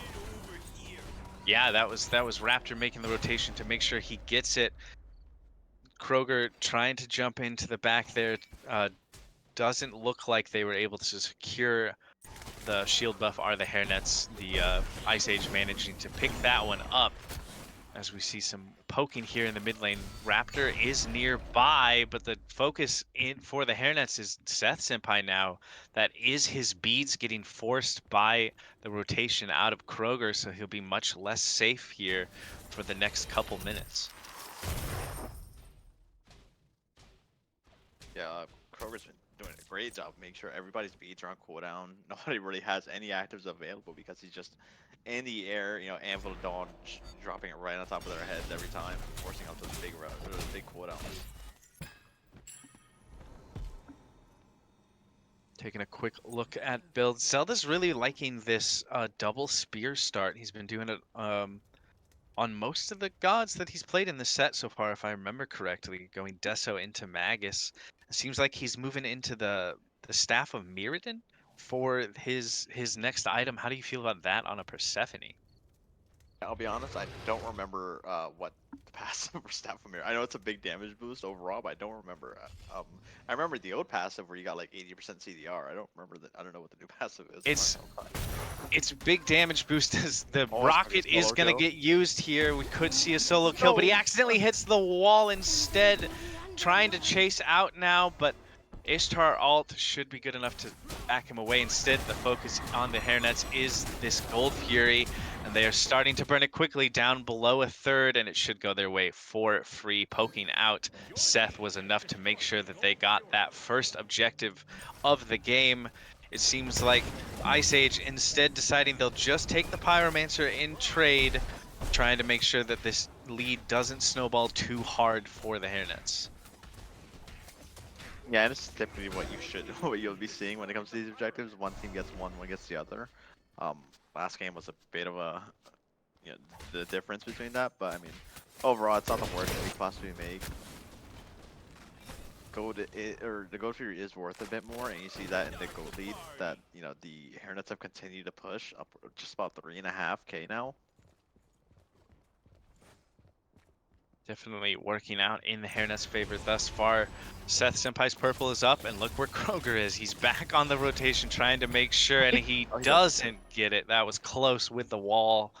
Not quite able to do it, so Seth will get his buff for the second time here in this game. Or third time, I guess, if you count the first one. But still, the constant pressure of this Thor on the map is definitely being felt all over by Ice Age. Yeah, for sure. Kroger's making sure to be as annoying as possible and force everything he can out of people. It is indeed the Staff of Mirrodin picked up for Zelda as he finishes that up. Oracle's getting looked at and taken by Ice Age here. Yeah, you get that extra damage after you ult to Kayn over the 8 seconds, but it's got 105 power on it, 8% magical penetration, and that 10% CDR. It's just not something I see on Persephone personally quite often. Well, actually, you know, I actually do like that item on Persephone now that I've read it. You know, you're usually starting big team fights with your ultimate, and at that point you just do you do your 1-2-3 combo, and somebody should just die from that just insane amount of damage. Yeah, I mean, he's 2-0 so far in this game. He's been looking really good on this Persephone both times he's played it, so no reason to doubt his itemization choices here in game number 4. We'll have to see how he can manage to continue to pilot this Persephone as he gets dove a little bit by Arc 5s on the horse. No harm and no foul, though. Both of these solo laners, with the exception of that 1 kill onto Kaio, have just been kind of farming. They haven't been rotating out quite yet. They haven't been, you know, soloing each other as we saw a little bit in the previous games. Seems like much more of a standstill over there, where their impact will definitely come from those rotations once these objective focused fights start happening a bit more. And obviously, a Fear No Evil coming out.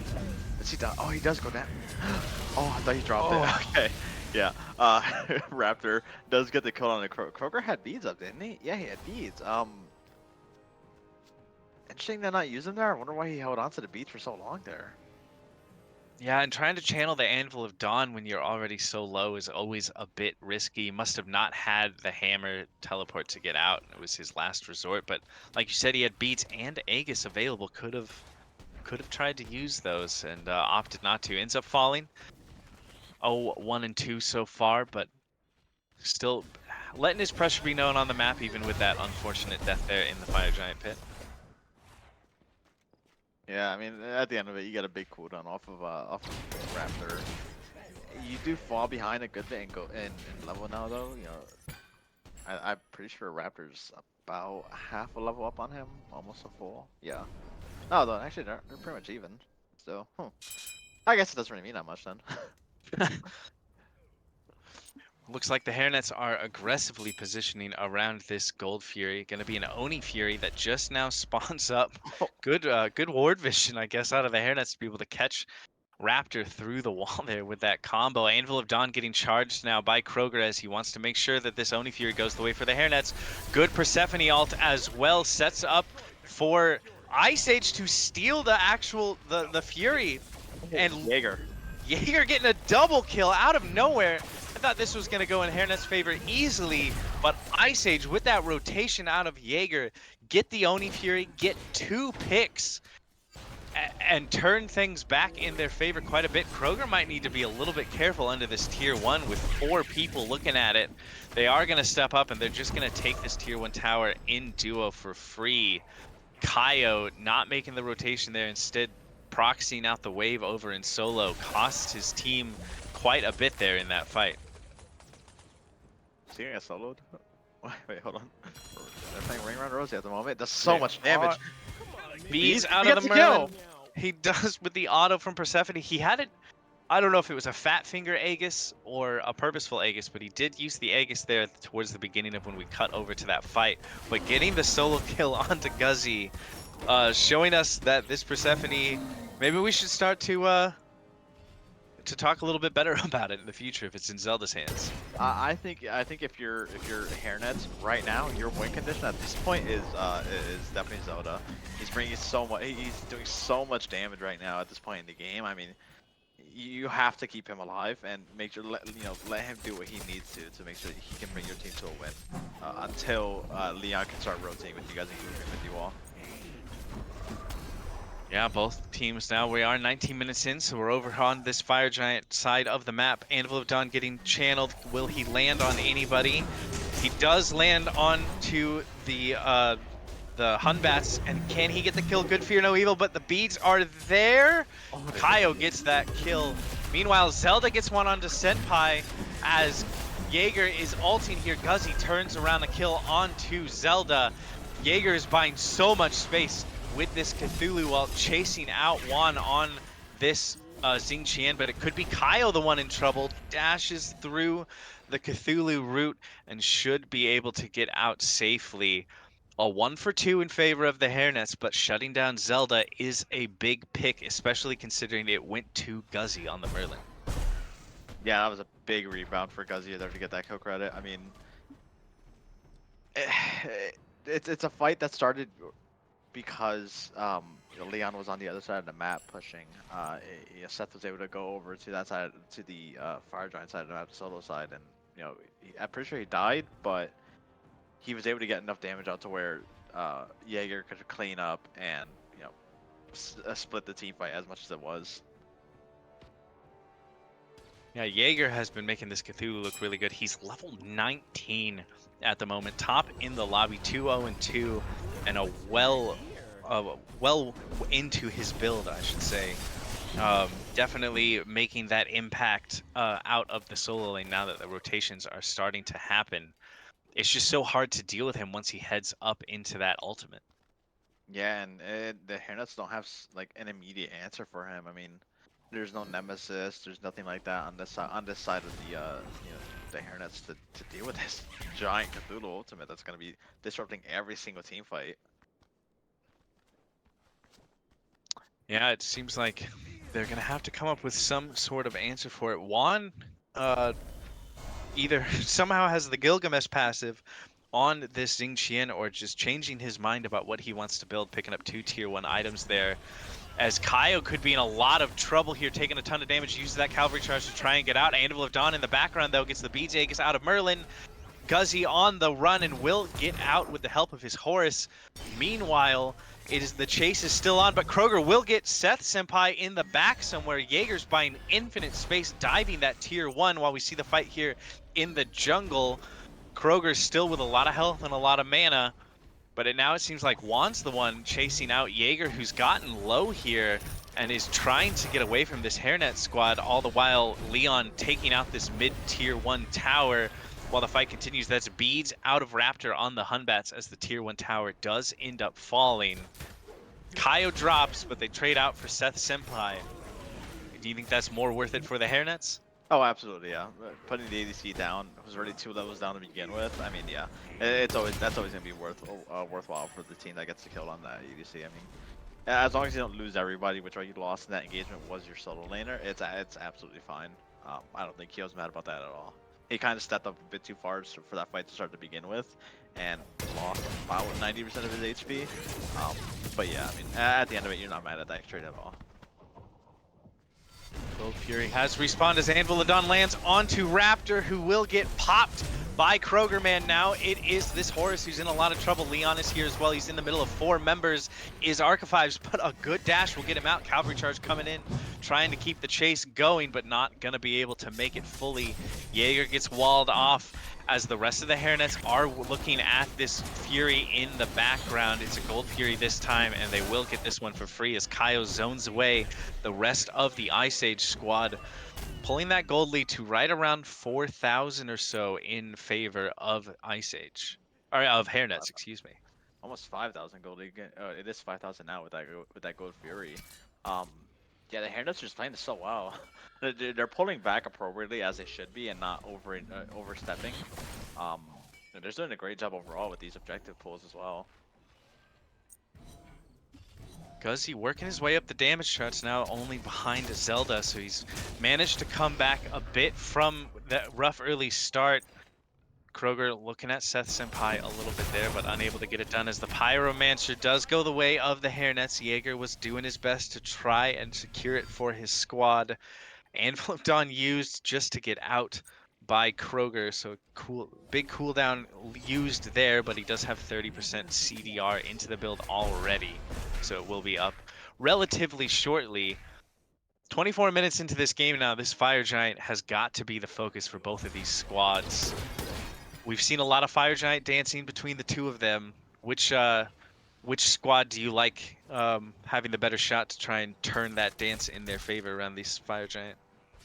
I actually think in this game right here, both teams are fairly even. They both have sustain. They both have very strong poke. Yeah, I think this can go either. This is gonna come down to a full fight. Like you're not gonna. Neither side is gonna be able to poke out another. Hairnets are going to have to make sure they have good vision around this fire giant, though, because we've talked about the burn that Ice Age have, and if they get caught sleeping trying to do something else, the fire giant could just disappear with this Merlin Ishtar combo. Yeah, I mean the Hairnets have a pretty big goal lead at the moment. I'd like to see them, get aggressive into it and make use of it. And it looks like they're pushing up into this fire giant pit now. They are setting up, getting some wards down. We saw a ping from Arc5 letting his squad know where that ward was. Kroger pushed in that mid wave a little bit as Seth Senpai was over there pushing out that left wave as well. Seems like both teams are just still in that setup phase, trying to get ready for this fire giant dance. They've got to be used to how each other likes to, play out in these FG skirmishes. They've done it quite a bit so far, so we'll be interesting to see if any of them kind of shift their tactics or try something different to try and catch their opponent off guard. Say fire giant pool coming out here for the Hairnets. There's not a lot of people here. It's only Jaeger trying to contest this at the moment. Fire Giant burning relatively quickly down below half. Anvil of Dawn getting used as well. Does land into the back. Gets the beads out of Seth Senpai. The Hairnets do get the Fire Giant as Kyle gets a kill onto Raptors. Kroger is fighting and Jaeger is so low into this Cthulhu. Can they finish the kill? The Guan Yu Talu Assault and Juan will get that kill done. Zelda gets a kill onto Seth Senpai as the chase is still on. Merlin is so low. Guzzy will end up falling. It is just Arca-5s left on this squad. It could be game indeed, especially with Arca-5s probably falling here. He does end up, that's the tier 2 on this solo side done. Dia side at the 27-minute mark. The bird's falling and they have 18 seconds until Raptors back up. They have to step in here. They should be able to burn this without anything. We've had long games. We've had long fire giant dances. But in just 27 minutes in one clean team fight, the Hanford Hairnets are your Lancelot Division champions, winning the grand finals against Ice Age. I was right. 3-1 Hairnets. Let's go. Hairnets take that game. That final fight so well. I mean, they played it perfectly. Jaeger stepped up a bit too far trying to contest the fire giant and got punished for it and got super poked out, was forced into the into the madness. And like that was just so well played. Kroger got an excellent ultimate onto Seth, forced out his beads and Aegis rather, and he just immediately fell over afterwards. That was just so well played. And Zelda as well looks so good on this Persephone. He did so much for his team. I slept on this god, but maybe she's broken. I don't know. Yeah, is Zelda broken or is Persephone broken? That's is the a fair. question, That's a because very he fair looked point. so good on that pick. Hairnets just played, like you said, it was a fairly, close game throughout the early phase. The Hairnets started to build up a lead, and then it just was one fight that they played to absolute perfection, able to pull that fire giant, bait in the members of the Ice Age squad, and just blow them up. I don't even know what to say. That was just such a good end to an amazing set here by the Hairnets. Yeah, I'm honestly so shocked at this, at the way everything turned out. I mean, undefeated season, no more. I mean, yeah, the Hairnets take it 3-1. They looked very convincing doing it. Yeah. Yeah, the curse that you mentioned from Valhalla might have actually came over here towards the Camelot Smite League, at least for this Ice Age squad in Lancelot Division. Congratulations to the Hairnets who take that victory 3-1, just as you called it there for this grand finals. Make sure you definitely check out the Merlin Division finals that is happening right now over on the other channel. And tomorrow at 4:30 p.m., we will have the Arthur Division finals coming at you as well. Thank you so much for watching. I hope you enjoyed. Wait, hold on. Do we need to pick an MVP or? Oh, we should. Yeah, I'm putting my bid in for Zelda or Leon, one of those two. yeah. I think it's got to be. Zelda looked so good in that last game, but I feel like Leon was just consistently just doing so much over in that dual lane. I gotta give it to Leon. He made what was that, 3 different picks, both the Charybdis, then the Ishtar, and the Danzabura look so good over there, and was just consistently doing exactly what the Hairnets needed. Yeah, I completely agree. Zelda made a very good argument for it, but at the end of it, I think Zelda just brought, or not Zelda, excuse me. Wait, did I say it backwards? Zelda brought a lot to team fights, but Leon was the difference maker for the team when it mattered. Yeah, he had an amazing set. Ice Age played well, but it just wasn't enough to deal with what the Hairnets managed to bring, giving them that grand finals victory here in the Lancelot division. I have been Dr. Shrew, joined by Kanade with the Wolfie Pup on The Spectator. Hope you enjoy the rest of your weekend, and we will see you in the next one.